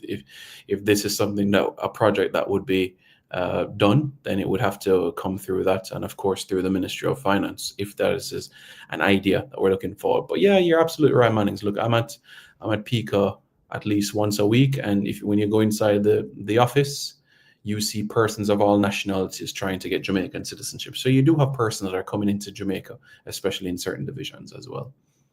Yeah. All right. Let me just state this comment. AMN says, when is the deadline for the official registration of a squad? That is so varied. Yeah, it's a general question. I think what he's trying to say is, for the September window, when does the squad need to go to you for you to put plans in place? I think that is what he's trying to say. Really. No, I think it's a her. Oh, her. Okay, Miss Henry. Okay. No, I think what she's finding out, like, for the World Cup qualifiers, when is the final squad supposed to be submitted? I think that is the question. Like, for the World Cup, when was the final squad supposed to be submitted? June. For the you understand? I think that is the question, and I think that is different timeline. If that is the question, it is different timeline for different competition. So some, I mean, I don't know if you can say it is a window of 10 to 15 days before. It's so hard because you have provisional squad for some. Yeah, it is. I don't know. Maybe Simon have more knowledge of this than I do. In relation to when it would have, from an admin side of things, before the FIFA windows, I think it's some 20 to 21 days before the FIFA window. In that duration, in terms of the exact dates I gave, I don't think it's accurate, but it is a particular time frame before the FIFA window starts. So the FIFA window is September 1 to 9, so it's some weeks before the FIFA window. So that's when you have a process where you would have to notify clubs and so on and so forth. Yeah. What Simon said was that squad announcement. The squad announcement is different from the date for the squad to be submitted. Correct. To the yeah. Bam, yeah, man, you can call in, Bam. I thought you were going to call in before. And then yeah. And Mr. Speed, I'm not here to see Mr. Speed because Mr. Speed, I was trying to get Mr. Speed on, you know. But he's a busy man these days. So Simon, we'll see if you can take Bam's call. Sure. You know, and in the meantime, I must say, people, just in terms of an Arsenal thing, I have been watching a lot of the comments where this Noni, oh no, Bam, you have to call on.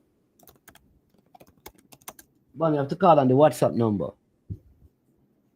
No, the Mother UK, that player that was purchased, I think that is the name. I may have gotten it wrong, but I feel like a lot of it is there is a racial undertone to some of the outcry. That's how I feel. I feel like there is a little bit of that because a older player has been bought that is not better than the player that they had there last season, and you don't hear the outcry. So why for this player? I don't understand. All right. We have a call online. Bam Sports. Welcome to I Am Sure Sports. I'm here with Simon Preston. Yeah, good afternoon, Mannings. Good afternoon, Simon, and the persons listening. So I have a question. I'm not sure if you answered it because I wasn't listening thoroughly throughout the program, but I'm gonna ask and you can tell me if you have, and I probably just go back and listen. So you were referencing the process in terms of players getting their documentation, getting the citizenship, and being able to come to Jamaica and get their passport if they are called up or something of that extent.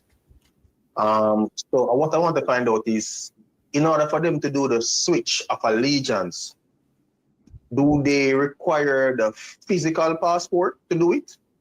Both the physical Jamaican passport and Jamaican citizenship. Yes, correct. Okay. And this is understood. Go ahead. Yeah, go ahead. Sorry. That means what you're explaining is kind of flawed because you were saying that it takes some time for the citizenship for the switch of allegiance to be approved, like it has to go to FIFA. So if a player gets his citizenship and doesn't have his physical passport, how then would he be eligible for call-up if it is that he needs a passport in order for FIFA to approve the switch? He can't without the passport. Okay, so for example, if a player is supposed to have a citizenship and then you say, come to Jamaica when you're called up to get a passport, how does that work? Because if you come to Jamaica, get the passport in one day, is it realistic that the switch of allegiance will be approved by the time the game day comes or not? Like, I'm a little bit confused in that. So let me see if I can explain it. Yeah, based on how it was explained. Yeah. My assumption is that you would get a citizenship, get a passport, along with other relevant documents, apply for a switch of allegiance, and then once it's approved, you can be called up. I'm kind of lost in terms of how you're going to be called up before your switch of allegiance is approved, and you don't have the passport, because the passport is very important in that process. So yeah, I'm kind of confused. All right, so let me see if I can respond, Simon, and then you can add your thoughts. All right, so this only applies the switch of allegiance only applies to players that have played for a different nation, because there are some players, like I think Simon said, like Burrell, for example, who once he got his passport, he could have played because he has never represented. All right. So the documentations that are needed, because you can write to the FAs, the player can also do the letter, so that on the day when they get the passport, you can now present the passport and the rest of the documents to FIFA, because you don't need the passport to write for the player to do the letter that I want to switch. It is when you're compiling the paperwork to send off to FIFA that you need to have the passport and the citizenship in it. So you can even call, say you have a player that is applying for citizenship, but he has played for Trinidad and Tobago. You can call the TTFA and you can begin dialogue with them about the change of association if you desire. Because now, if you can do that if you desire, you know, and that FA can say, okay, once the process is completed, we will do it. Some will even send off the stuff. However, I believe it is wiser, which is what we do most times, is to wait until the citizenship is done, because oftentimes there are issues with the citizenship. You write to the place and say, yes, this player is switching, only to find out that there are documents with the citizenship that would not permit the player to become a citizen. And you have asked them to switch. And you're in a dilemma. You're in a dilemma because you have gone to their FA and say to them, they are coming to play for Jamaica. And you find out that they cannot play for Jamaica. They cannot put the player in a spot. Yes, and they cannot, because you can't find no documentation for their grandfather. Okay. All right. Follow-up question.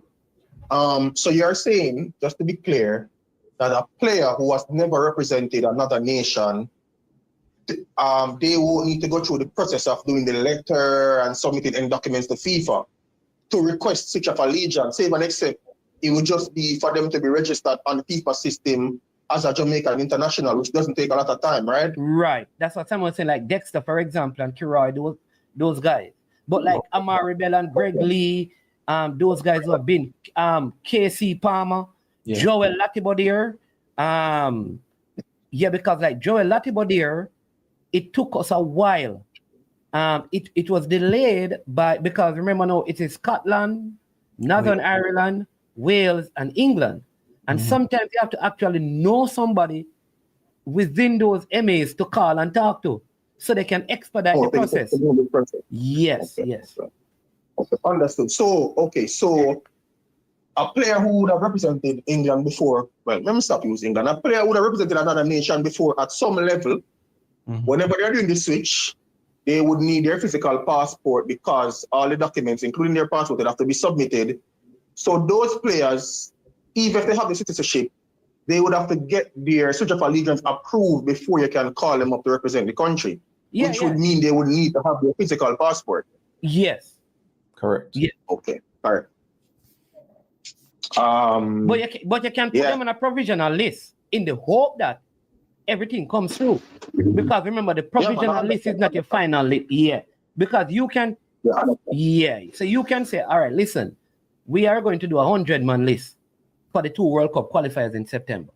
Man, let us add Brian Mighton to it, because we're going to really see if we can get his document through in time to play. No, it may not come through, which creates a issue like on platforms like these, because the question is, why would you put him on it when you could have put somebody else?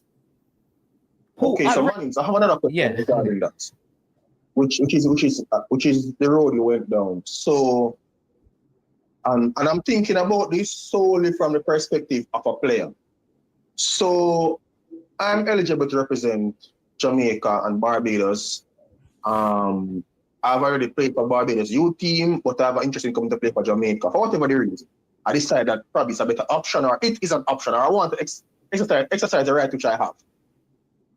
I haven't completed my citizenship documents, but Jamaica says, hey, we're interested in you and it sounds good. And I'm like, okay, I'd like to be a part. Jamaica now goes ahead and put my name on a provisional list for the Gold Cup. However, I haven't completed the documentation process as yet, which means I can still play for Barbados in whatever tournament. Doesn't that kind of put the player in a position of come to Jamaica or nothing else? Because in order for Jamaica to put my name on a list, they would have had to have some contact. Like I'm saying, what if a player is intending to switch, but if the process hasn't been completed and they kind of want to change their mind, I would say that. Not change their mind, but they kind of don't want the public attention because sometimes. But that has happened, Bam. There are players who have said, "Do not put my name on the list until." There are players who say that as well, and there are some players who believe like, "I am not going to get into this system, so put my name on the list because I really want it to come true." But some players say, "Don't put my name on the list."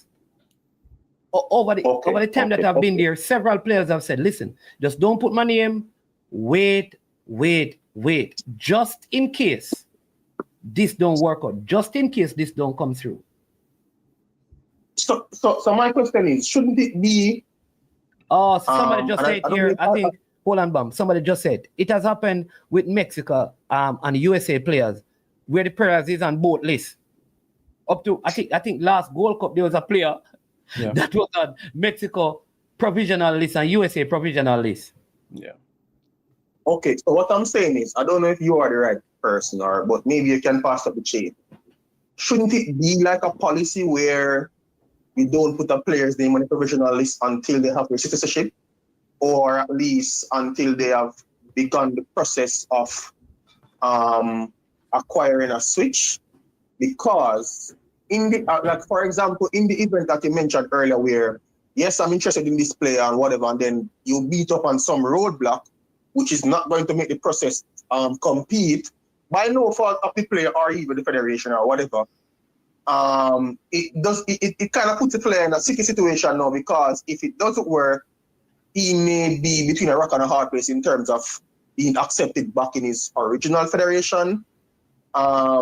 So I'm just saying, I think it would be better for you to not list out their names on provisional list or those stuff until you are certain that citizenship and the other part. I think that's a very good suggestion. But what about the player who says, man, I'm so desperate to play, put money in because he believes that the process is going to be completed? That's a different situation. Yeah, so that's what I'm saying. It should be optional. Okay. It should be optional. My final point on this matter is, and I said it yesterday, I think the process in which Jamaica goes about to acquire players to represent the country is a very strange process, put it that way. In the event that, for the perspective that you have people who are out there assisting players in citizenship or passport or whatever it is, documentation, birth certificate, anything. And the players are not, what I would say, no, not the players, the persons are not officially enlisted by the federation. Therefore, their actions cannot be controlled, for want of a better term. So, for example, Mannings and Simon works for the federation, they are employed, or even if they're not employed, but they have an agreement to say you are working with us for whatever period. You are kind of bounded by certain things, so you wouldn't go out and disclose people's personal information. You wouldn't come back and talk about things that happen at the federation on public platform and stuff like that. Those things because of your arrangement with the federation. I'm saying we have a lot of people, or we have people who are doing other similar type of work, but they don't have any form of written or any engagement. And so it brings us to the position now where yesterday we were having a conversation about people having the passport information, citizenship information of other people being passed around in groups or being giving around to other people and stuff like that. And I'm saying it may just sound trivial, but I think that's a very serious thing, because given the world that we live in now and how people's information can be misconstrued and used to ask for different things, I think the Federation needs to find a way to ensure. I mean, you won't be able to do that 100%, but I think there needs to be a more stringent safeguarding measures to ensure that when the persons who are handling or assisting people with their documentation and stuff, that those information is protected as much as possible. So that's my final point. I'm going to hang up on this. Yeah, I think we discussed that earlier. I think it's a good point to have one place, something streamlined. All right. I think that is so important. It has to be streamlined. I do agree. But at the end of the day, like there is a Premier League player who recently just came to Jamaica, and he decided that he was going to deal with, and he didn't tell anybody. He just went and he's trying to process his own, he and his family. And by coincidence, you know, someone reached out to me and saying, so it should be the first step, but people are at liberty to do what they want at the end of the day.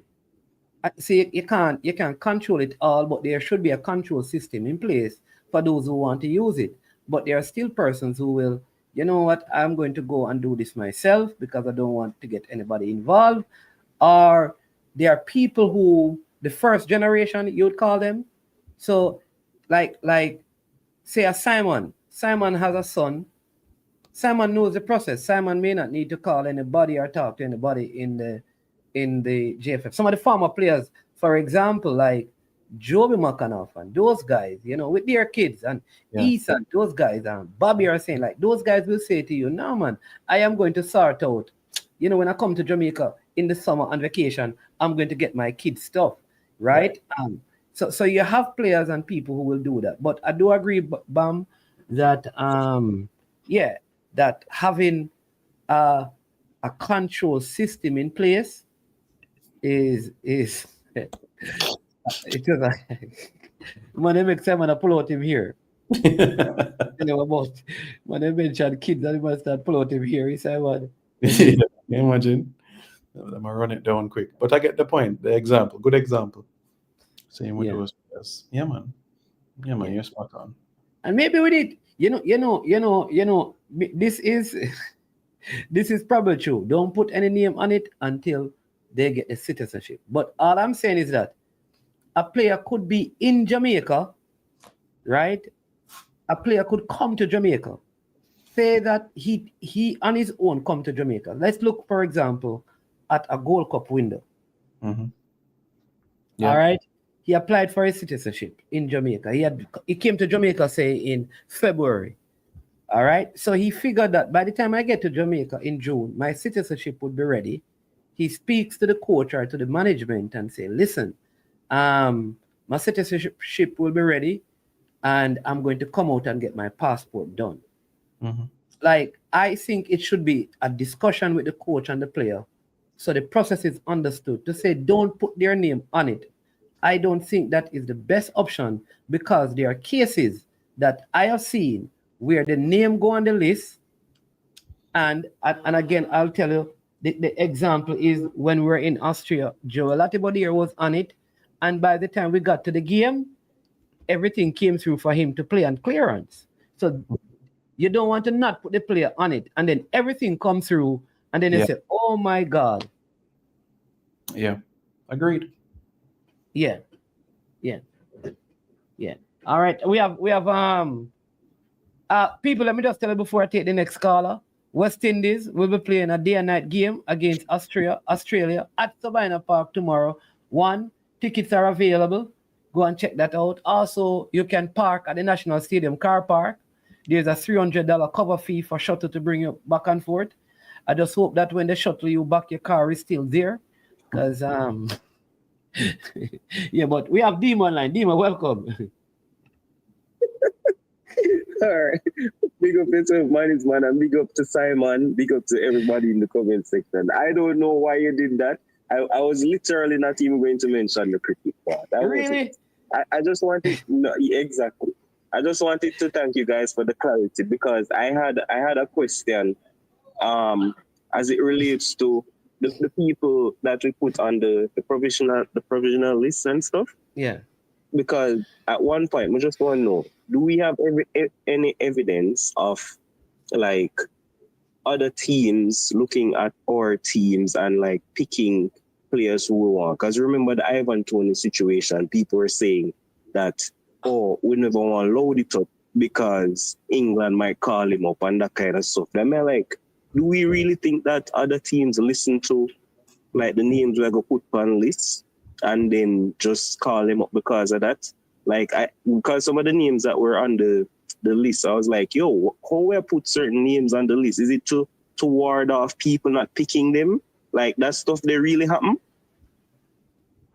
So I just wanted to know if we have evidence of that like happening. Like we come on the programs and we mention certain names who able to represent Jamaica. And I see people in the comments will say like, no, nobody said this and don't load it up on shows because England might call them up or USA might call them up and stuff. Like we have evidence of that actually happening. All right, Simon, you want to? Yes, Dima, those things do happen.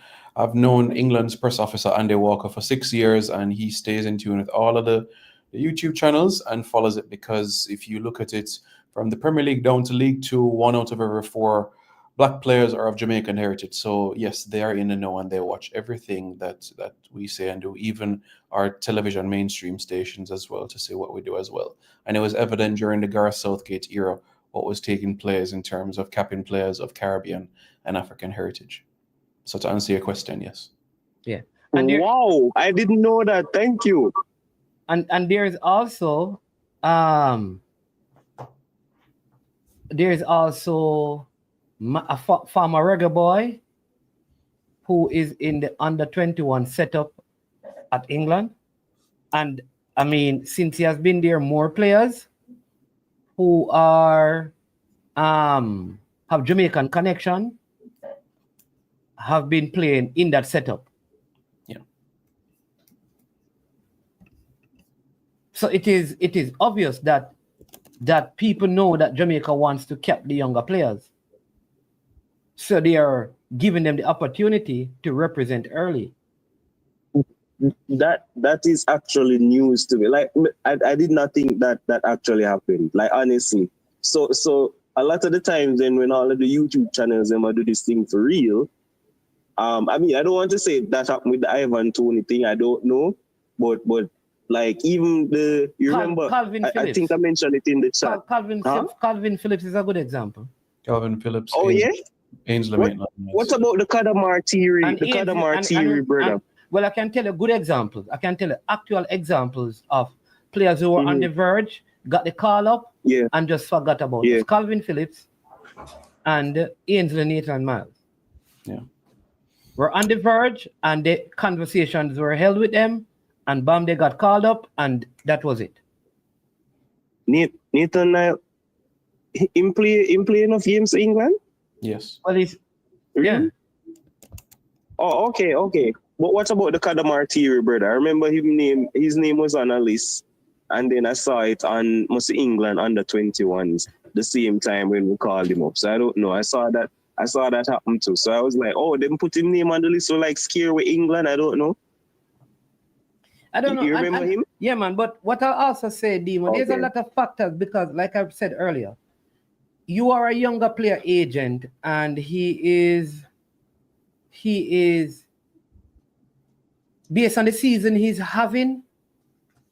You probably think like, yo, this guy could actually play for England. Jamaica comes calling, right? Yeah. You know that if he plays for England, it is more financially lucrative. You are his agent, and you have been with him for 2 or 3 years, helping him, spending and stuff. What are you going to do? So we have to we have to be realistic that just like the athletes know who them getting more money and them go away. The players, some of these players are not wealthy players. Their families are not rich, wealthy people in England. So that is why sometimes they are looking, what is going to give me the greatest financial benefit right now while I'm young? Fair. And so my last question is this. I'm gonna know where bring recruiting a cricket for, but my last question is this. So the converse then, Mannings, man. For me, the converse, obviously, you know me for a minute, and you know that I like my love watch young players, right? And so the converse for me is that the young players that we would have called who have, you know, take the time and say, yo, you know what, them now go choose England, them are gonna come when we call. So the Brandon Covers of this world, the Tyrese of this world, we hear names like Splat and all of these young guys, Casanova, all of them, right? Like when they come and they don't get playing time and they don't, you know, they, like, I don't know, obviously them train and stuff, but they don't get to represent the national team. I mean, Kova is the perfect example for me, right? Are we running the risk then of them doing the opposite and just say like, you know what, let me forget the national team and just, you know, wait and see if England under 23s call me apart or something like that? Are we running that risk? Like, I don't know the Omari Hutchinson situation, but to me, it doesn't look like he's going to come back to Jamaica, and he's playing really well and obviously playing for the under 21s. So I don't know, are we running that risk? Yeah, I will not call him. So that's I will not disagree with anyone who says cap players. I think that is important, but a coach is not kept in his job because of the amount of caps that he gives to players, but the amount of games that the team wins. He wins, and that is the coach's job. So if the coach believes that capping this player will help him win the game, then he can do that. But if he believes capping this player is not going to help me to win the game, I'm going to play a player with cap, I cannot fault him. You understand me? Yeah. So there is that as well. So it can't be about, all right, let's cap all the players, because the coach is not, nobody's going to say, yeah, man, but you know, we no game, you know, man. We not qualify for the World Cup. But Mannings, man. No, hold on. Let me finish this.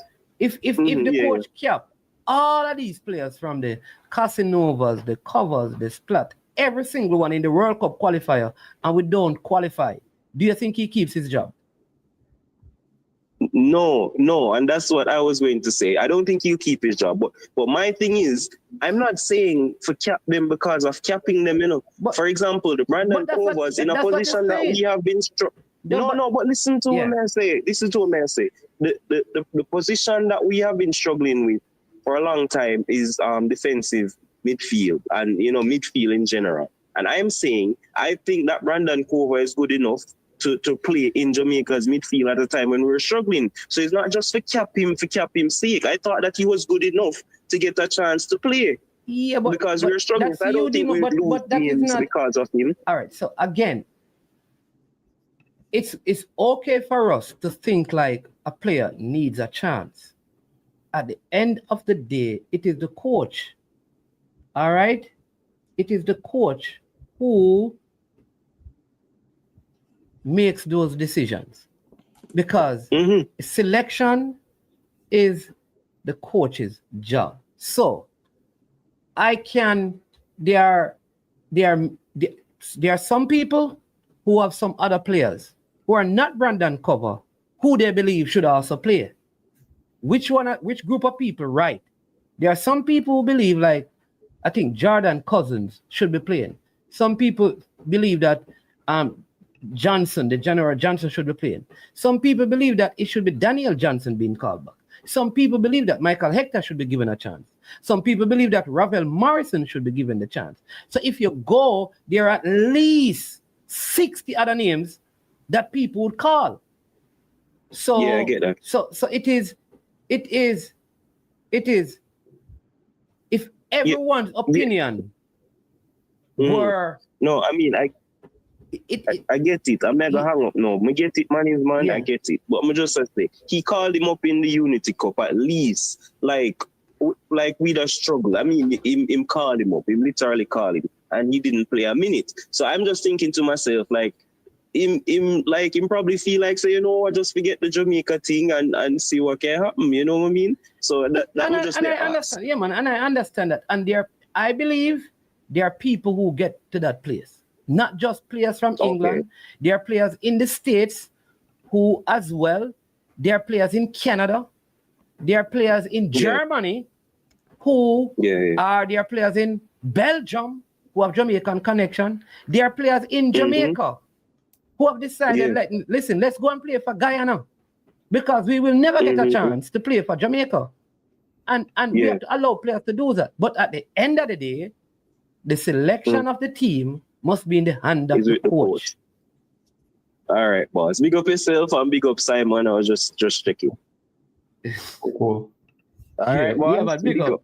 Everybody ram up somebody and please and thanks. All right, let's go. All right, yeah. All right. Yeah.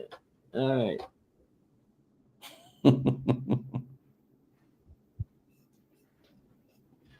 Yeah. Anything else? Because it's 2 hours in a sermon. Good.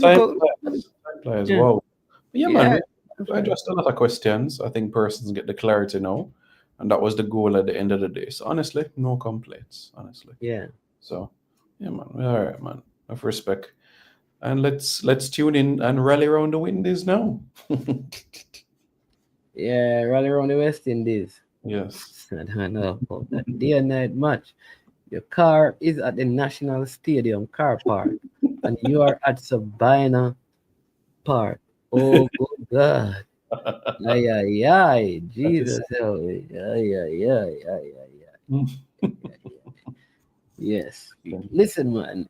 But good show. I mean, appreciate all the people who have been on. I did send a link to Mr. Speed. I did call him. He has not responded. So, yeah. And I hear that this guy named DeAndre Ayton can play for Jamaica, the basketballer. Yeah. Yeah. Sir, he has heritage, yes. Qualifiers are August. So yeah, have we gotten any of the NBA players yet? Have any of them been naturalized? Naturalized, yes, but have they been in training camp? No. Rick Turner is just working with the domestic players right now, and at the end of July they will join up for camp. So the NBA players, which NBA players is now coming in? so Josh Minot is one. Yeah. The other Nick Richards and Nick Richards is Whisper cousin, you know. That's correct. Yeah. Yeah. And the one that called Powell. They all right, that's good. If we can get 5 NBA active players, you know, we can do good. But we have Jason Guna. Jason Guna, good afternoon. Welcome to the show.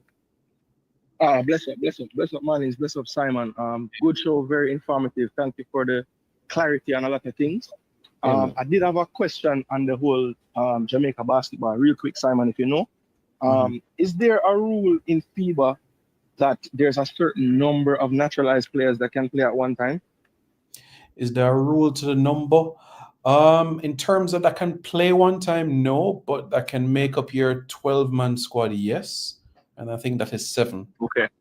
So 7. Really? All right, cool. 7, I believe, yeah. I knew there was some kind of cap, so I just wanted I'd read a few different numbers, so I was just seeing if you had any clarity on that.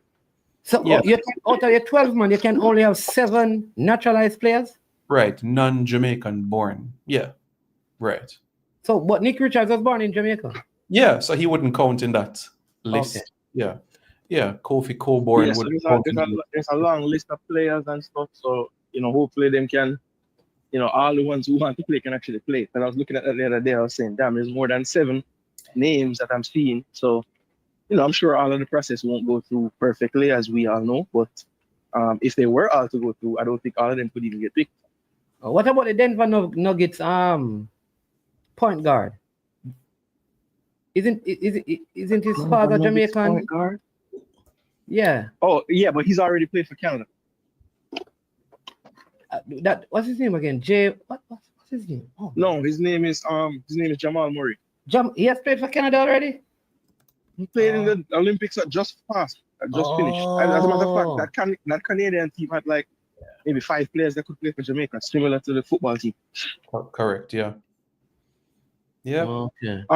So yeah, I had a question on I have to ask about a statement, right? And it's really the only pushback I've had when I've heard you, Mannings, talk about this issue on your program. You made a statement and said that there would have been no way that a player could have played in the Gold Cup. And based on what I heard today and some of the clarity, and based on the timeline that I know of the player, whether I have been misinformed, I don't know, but the player would have had a citizenship to play in the Unity Cup. Is that correct? All right. And when I say the player, I'm talking about Malik. All right. We can give you I tried to make sure that we don't share information we're not supposed to share in terms of when he got his fair enough actual citizenship. Okay, let me documentation. Ask the question a different way. So I try to clean it up, right? So for him to have played in the Unity Cup game versus Nigeria, I know that an exemption was asked for and granted. Was that exemption the fact that he wouldn't have had all the paperwork needed to play an official game, and we just wanted to make sure that they would allow him to play the game? Simon? The best way I can answer the question, Jason, is that Malik Mothersill is a citizen of Jamaica, but he's not a Jamaican passport holder. In relation to the Unity Cup, as you know, in regards to what Manningsman said earlier in relation to matches that are not World Cup qualifiers, not FIFA matches, World Cup matches, you can have teams that meet together and have certain exemptions for a particular match day. So like we did that with Trinidad in January, February, and we had more than 6 substitutions. So we made the match unofficial. So 2 member associations can come together with the organizers to have certain agreements. So to answer your question, Malik Mothersill is not a Jamaican passport holder. He's a Jamaican citizen. Okay, thanks. And just for clarity, Malik Mothersill did not represent any other nation at any point in his career. Right. So he did say that. So his thing would be to come to Jamaica and get his passport the same day or the following day. Correct. Okay. So, and he would not need, like I said, he would not need change of association. Right. Which is what I think a lot of people have learned today. And hopefully that will help in the future when we get news that players have a passport. We don't automatically assume that they can play for Jamaica already, right? Yeah. So that's good that clarity is out there. And I just want to say that, literally my main pushback on all this about the player that we're talking about was that one statement, because based on how I understand the timelines to work, and again, if the coach don't pick the player, like you were saying to Demo earlier, and like you've said many times, that's not really something I can argue. That's the coach. That's why he's there, to pick the team, right? So if he doesn't pick the player, it is what it is. But I don't think that statement was entirely true. And that is what I had an issue with when I heard the statement made, right? And the only other thing I'll ask you guys, and this may be outside of what you can say, I'm not sure, but it's just an observation I made when the coach was talking in his last press conference after the Gold Cup, right? In what many have deemed it to be a rant of a press conference, right? He mentioned that moving forward, he wanted to try to find somewhat of a better balance within the squad. And he took that to mean, by his explanation, like 15, 16 core players, and then finding the best balance of players to like round out the squad. I think he made reference to not having too many players that would be expectant to play. I mean, he didn't use those words, but that's how I took it to mean. Do you think that is the right way to go about making the squad? If you guys have any thoughts on that, I would just love to hear your thoughts on that. And that's pretty much all I was going to say. Just repeat the last part for me, because I'm not. So his statement was he doesn't have enough players to play. No. So he said that moving forward, he would like to find a better balance as far as his squad composition. Okay. And he referenced when he said that, he referenced having like 15, 16 what he called core players. Right. and then finding the best balance to round out the best of the squad. And in saying all of that, he mentioned, you don't want to have disgruntled people in the squad that maybe are expectant to play and things of that nature. And I found that to be a bit strange of a way to look at it, because, you guys have been through several windows now with the team, and you know that what the plan is as far as players isn't always what ends up happening on the window. And I think when you go into that territory of, okay, let's just try to get, 16 players that we can keep happy, and then just fill the team with 8 other players that are okay with whatever we say, I think it can lend itself to getting into some trouble if some of those core players get injured or they get cards or whatever the case is, which we saw throughout the Gold Cup as well, with players dropping out. So I'm just wondering your thoughts on that, and if anyone else kind of, because my senses went up when I heard that, because I don't think that's the way we should go about doing it. I think the balance that he's talking about should be more focused on the balance of positions on the field, as opposed to the balance of players who, are, I guess you'd say, nailed on starters to those who are going to be okay with not playing much. So I just wanted your thoughts on that whole scenario. So let me just give, my opinion, and thanks for this. So my opinion, unfortunately, people, let me say this, I don't listen to I don't listen to the press conferences, because I try to stay out of the things that so a lot of these things I end up hearing through discussions like this. But I and this again, I don't know what is in the coach's mind, but I can only think about use the example of Pep. And Pep always says this about he needs a certain amount of players, because it's paraphrasing, and I think what he means by that is when you have like a lot of quality, then you have other issues that you have to deal with. So for example, if you have 11 players who are supposed to always start, it could create issues. So I think it's either Pep or Arteta. I could be wrong, but they always speak about that, because I do believe that coaches want to be able to have their starting 11 and be able to look at their bench and say, if I remove, say, let's use Isaac Hayden, I have someone on the bench who can come in and the quality doesn't dip, it goes up. I need that in my team, all right?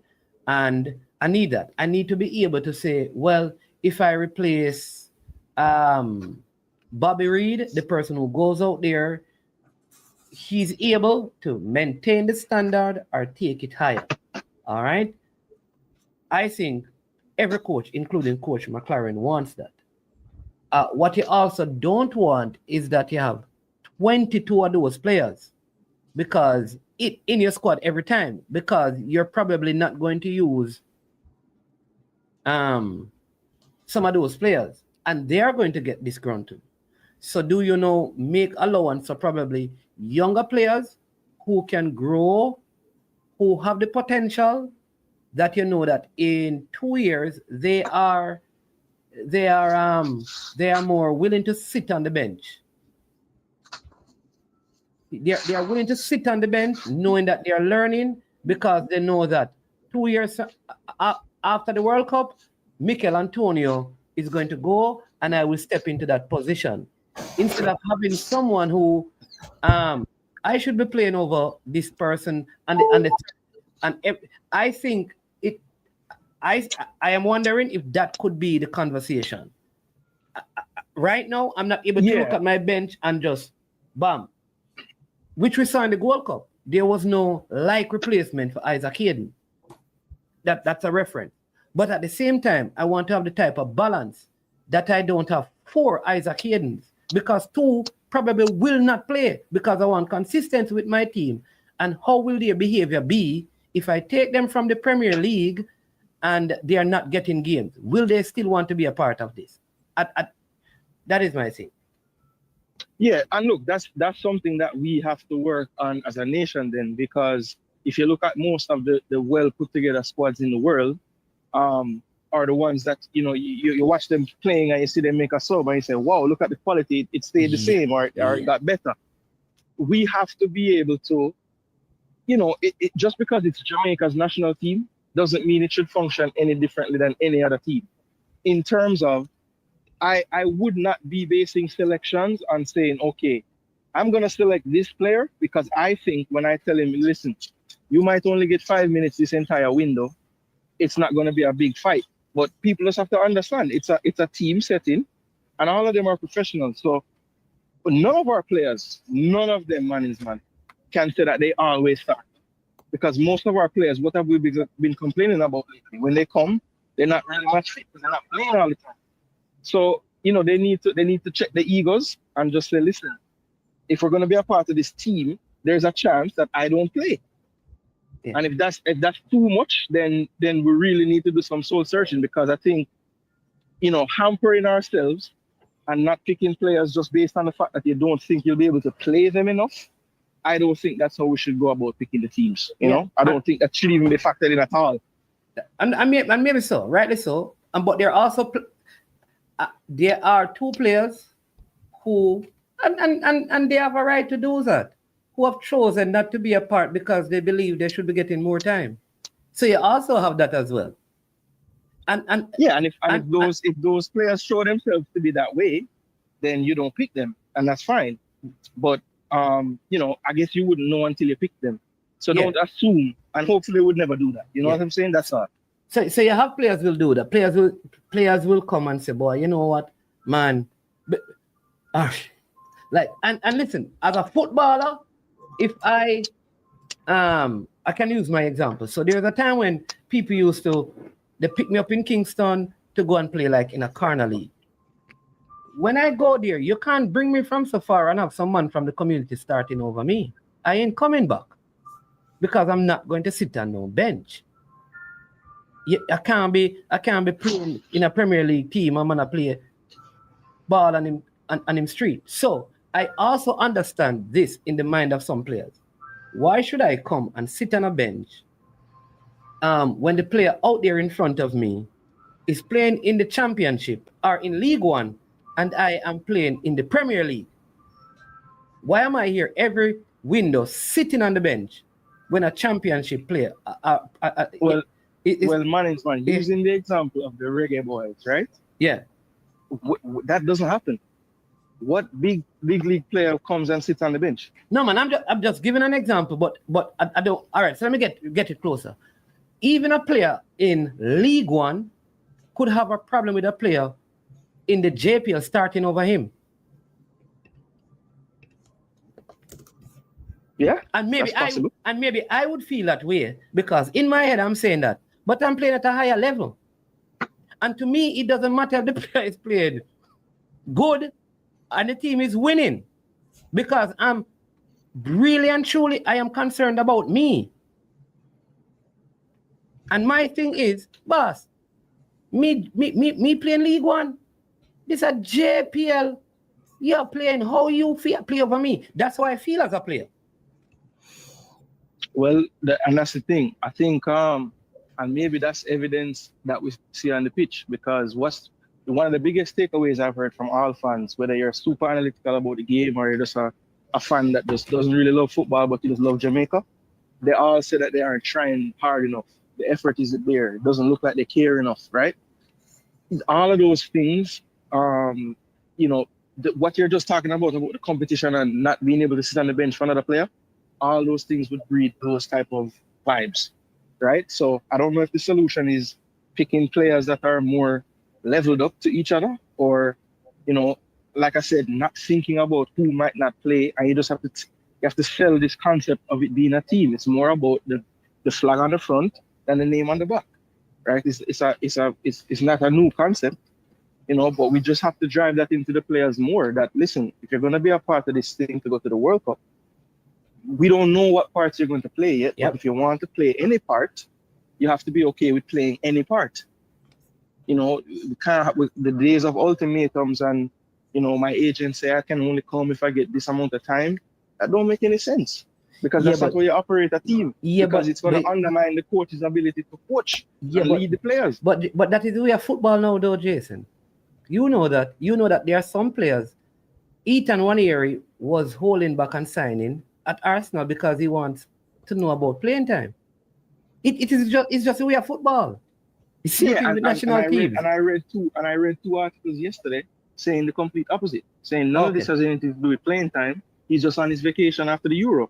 So if you find enough articles, you can frame an argument however you want. Okay. I'm just saying that if we take away what's going on in football and we just think about it from like Jamaica team perspective, to me the team is disjointed, right? And a part of that is some of the coach coming out with a statement like that in a press conference just leads me to believe that whatever's going on behind the scenes in that situation of the playing time and what players getting picked, and even like when he was asked in the press conference with Mikel Antonio beside him, I believe it was Cranky asking about Campbell and Dixon and all this. To me, it seems like something that is going on and bubbling under the surface, and it came to a head in that interview at the end of the tournament because he mentioned like specifically about playing time and people not being able to accept not playing. Yeah, there you go. So, and I will say, people, please do not, I cannot answer for the coach. I don't think Simon can. So I think these are good follow-up questions if it is allowed to kind of dive into at the next press conference. And I would say maybe Simon, being the press officer, can probably see if you can get the coach to do a couple of the things that Al Grimson did, which is at some point to sit, with in a setting, I'm not saying I am sure sports, but maybe even at the GFF Live, where it is not a press conference, but more a conversation where there is an opportunity for people to call in and kind of, because sometimes people need more time. Because if you go to the press conference, you only are allowed a certain one question, I think, and maybe you get, if you're like Cataract, you can probably ask 5 in. Yeah, you just have to figure out a way to ask a 32-part question.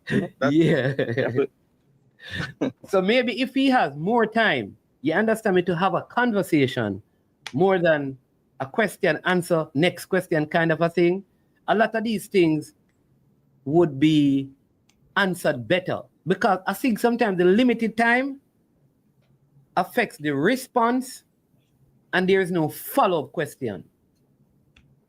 Well, another thing as well, I don't think that Coach McLaren. Odell said no calling. He said submitted question. He said if there's calling, it can be submitted or whatever. Yeah, calling could go on next place. Because maybe people calling to cuss people in the chat. That you never know. But what I was gonna say about that was like, hold on, train of thought. We're just talking about. We're talking about the question and the time in the press conference and. Yes. So the coach, when he's answering questions in the press conference, he does not really have a fast way to answer. And so I think sometimes with the timing, it's not only the fact that we only get one question, but sometimes an answer that could have been a minute, it turns into like 3 or 4. I don't know if you guys notice that sometimes in the press conferences too. So I think sometimes him answering questions takes away time from more questions. And I don't think he's doing that on purpose. That just seems to be the way that he communicates. That's his personality. And that's what you find. That's what you find with persons that are middle-aged. They expound on certain points.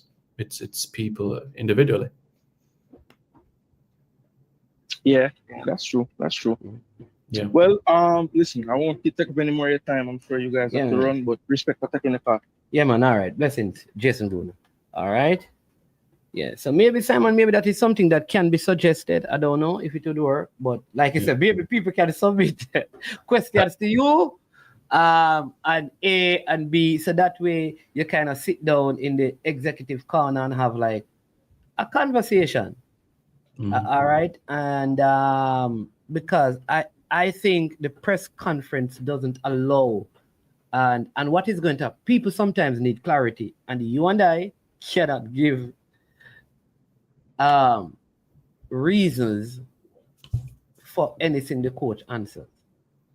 That's with the coach, and we can't speak on selection. All right. So Jason also improve the lighting on the videos, please, and thanks for the players interview audio as well. I think that is when you do the the part when the players come in and you do the All right. Listen, thanks again, everyone. Big up, good show. Man, Simon, did I throw you under the bus when me suggest that them some throw you under the Absolutely not. No, you didn't at all. Oh Lord, that hurt. Hey, sports chat, is it sports chat JA and nowadays? Them man, me not understand them man there. Them once them man they enter the chat, pressure. No, we need to change them name to pressure to pressure. Because they are the real pressure. I understand that. I was trying to call Mr. Speed to find out. Step down from the technical committee. Can you comment? Yeah, I've heard it, but I was hoping that he would speak to me and give me some confirmation. But I'm going to try and get him, and hopefully I can. But I have heard it. I cannot verify it. Yeah. All right. So let me just take these comments and then we close. The coach's press conferences performance is not unusual. It is his way. I have seen it with so many professionals. His press conferences are good to me. You see? Yeah. The team needs to be shake up. The team needs motivation and good talking to. All right, Manavala. Why all press conferences at the National Stadium we have to hear noise in the background? Yeah, that's the reality, Tafari. This is a facility that was built in the early 1900s, and then there's no press conference. There's no press conference room at the National Stadium. It's actually a hospital. So, 1900. I'm not the Minister of Sport has allocated a press conference room in the upgrade. So it's the reality of the situation in the stadium that you're in, and the regulations dictate that post-match press conferences and pre-match are at the venue of the game. So if you have $2 billion Jamaican dollars to build a room, then no problem. Anglin. Listen, I like Joshua and Anglin. Again, I like him as a player. I think in Jamaica, he is the best Jamaican player in the JPL in his position. As to whether or not he's the coach's choice for that position, it is with the coach, my boss. And I would be out of place to answer the coach behalf. All right. I believe when the CDM that I've seen look the best in a quite a while is Isaac Hayden, and I think right now he's the best option that I see, and that's just my opinion. And anything else. Joshua can go to England, but at this point he's not able to go to the US. But I'm very sure that by the end of this year or in 2026 he will be able to. Yeah. All right. Have a blessed day. It means that Simon can't take pressure. Sports chat, Jay. You know what is funny, Simon? Yeah. You see a lot of the people who give the most, like people like Gunner's boss. Yeah. And like probably sports chat JA, a lot of the people who give out a lot of stick on these things, Mm-hmm. If they ever show themselves and you start pressure them can't deal with it, Yeah. I guarantee you that most of them cannot deal with the trouble that they give. Yeah. Like nowadays can't deal with it, but he likes to. Mm-hmm. They like to give it out and they can't take it. Well, big up. Yeah. My height would intimidate them, so it's fine. That's all right. Yeah, man. All right. So people, bless up. Thank you for a good day. For those who would have encountered someone in the comment section who may have said stuff in typing that made you feel disrespected, on their behalf, I apologize to you, and I encourage you just ignore. You don't have to attach a person's name to your comment. You can just make a comment. It is opinion based. All right. It is opinion based, a lot of this, and we just have to leave it at that and don't yes,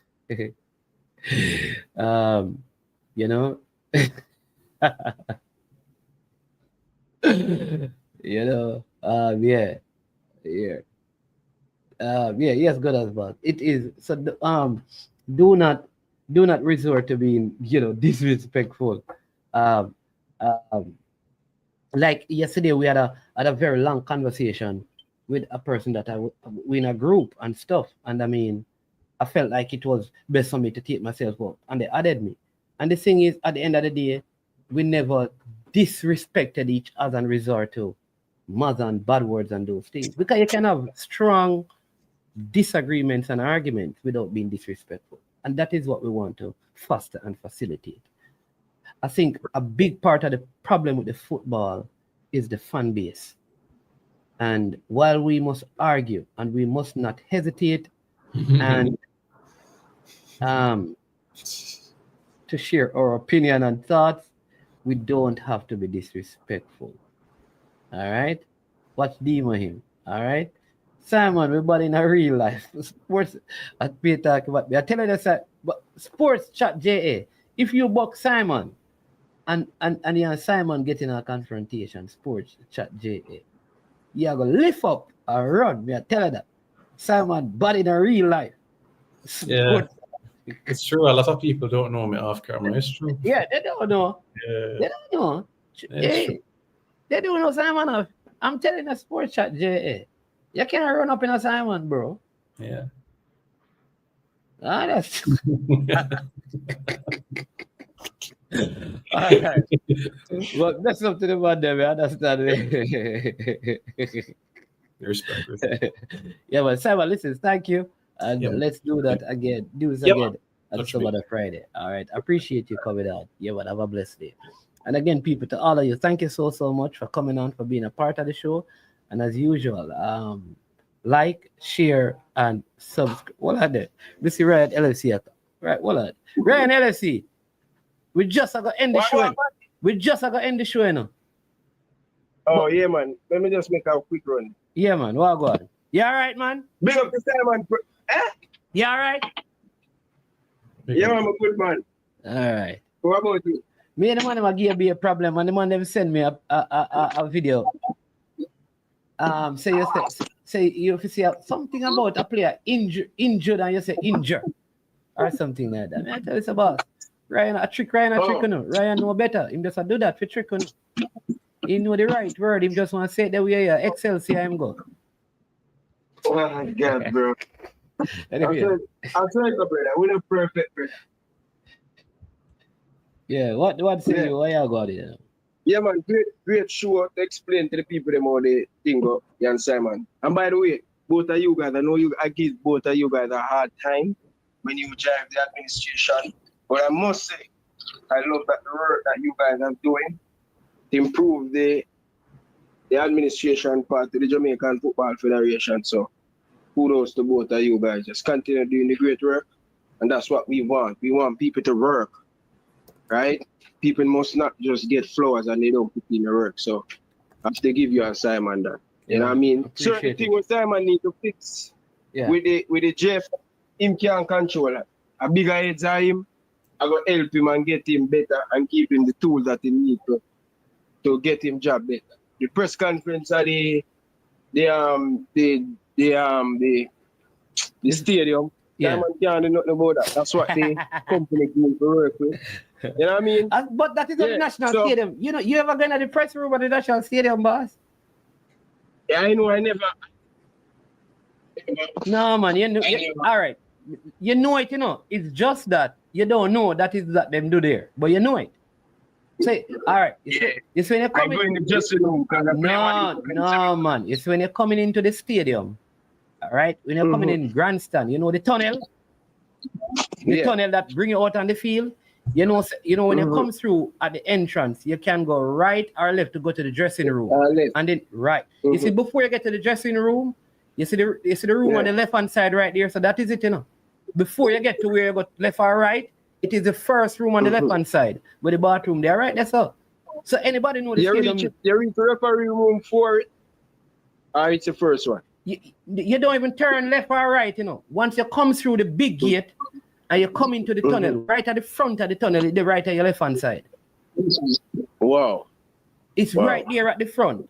And them normally do all hospitality in there. Outside going to the first. Yeah. And there you go. There you go. That's what me I try to tell you. But what the administration can do, probably that's going to be more expense from them to have the press conference at a different location. But sometime when the team get prepared, it will be the perfect place right there. So just the stadium, the government need to No man, remember how the thing work, You see, the match day -1, it have to happen at the stadium. A lot of the things happen at the stadium, and that is the problem. And after the game, you can't ask the coaches to leave the stadium to go somewhere else to do the press conference. Them have to just fix the stadium. The stadium. The truth is, our national stadium need to fix, Ryan, and we need to talk about that. Yeah. Definitely stadium need to fix, Betty. What if work need to be done on the thing? Yeah, man. Yeah. Yep. So yeah. So and I know you end still, but me you say that call Mr. Speaker ask him to take. Well, I mean, maybe I'm gonna try to call him later. Cause me call him, I'm gonna get through. I'm send a message, I'm gonna get through. But because maybe if him step down from the technical committee and the reports are true, probably I pack up in bags and them equipment them and them thing there. So him probably busy right now. Maybe you try. Maybe you no, but no, me get it from a credible source, but I think something you get the information.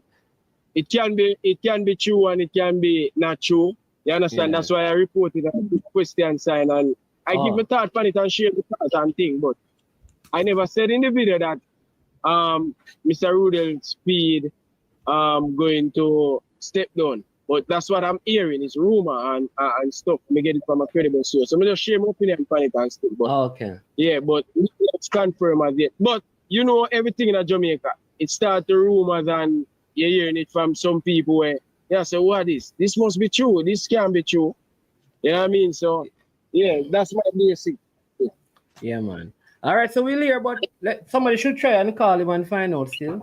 Like I said, maybe he's busy on Friday, a payroll and thing, and probably the king money just lodging at the account and them thing there, so mafia account and them thing there, Yeah, man, you can make no too over Camel, man. Yeah, I would love for him to step there and go over Camel, but nobody, not the end, bro. That's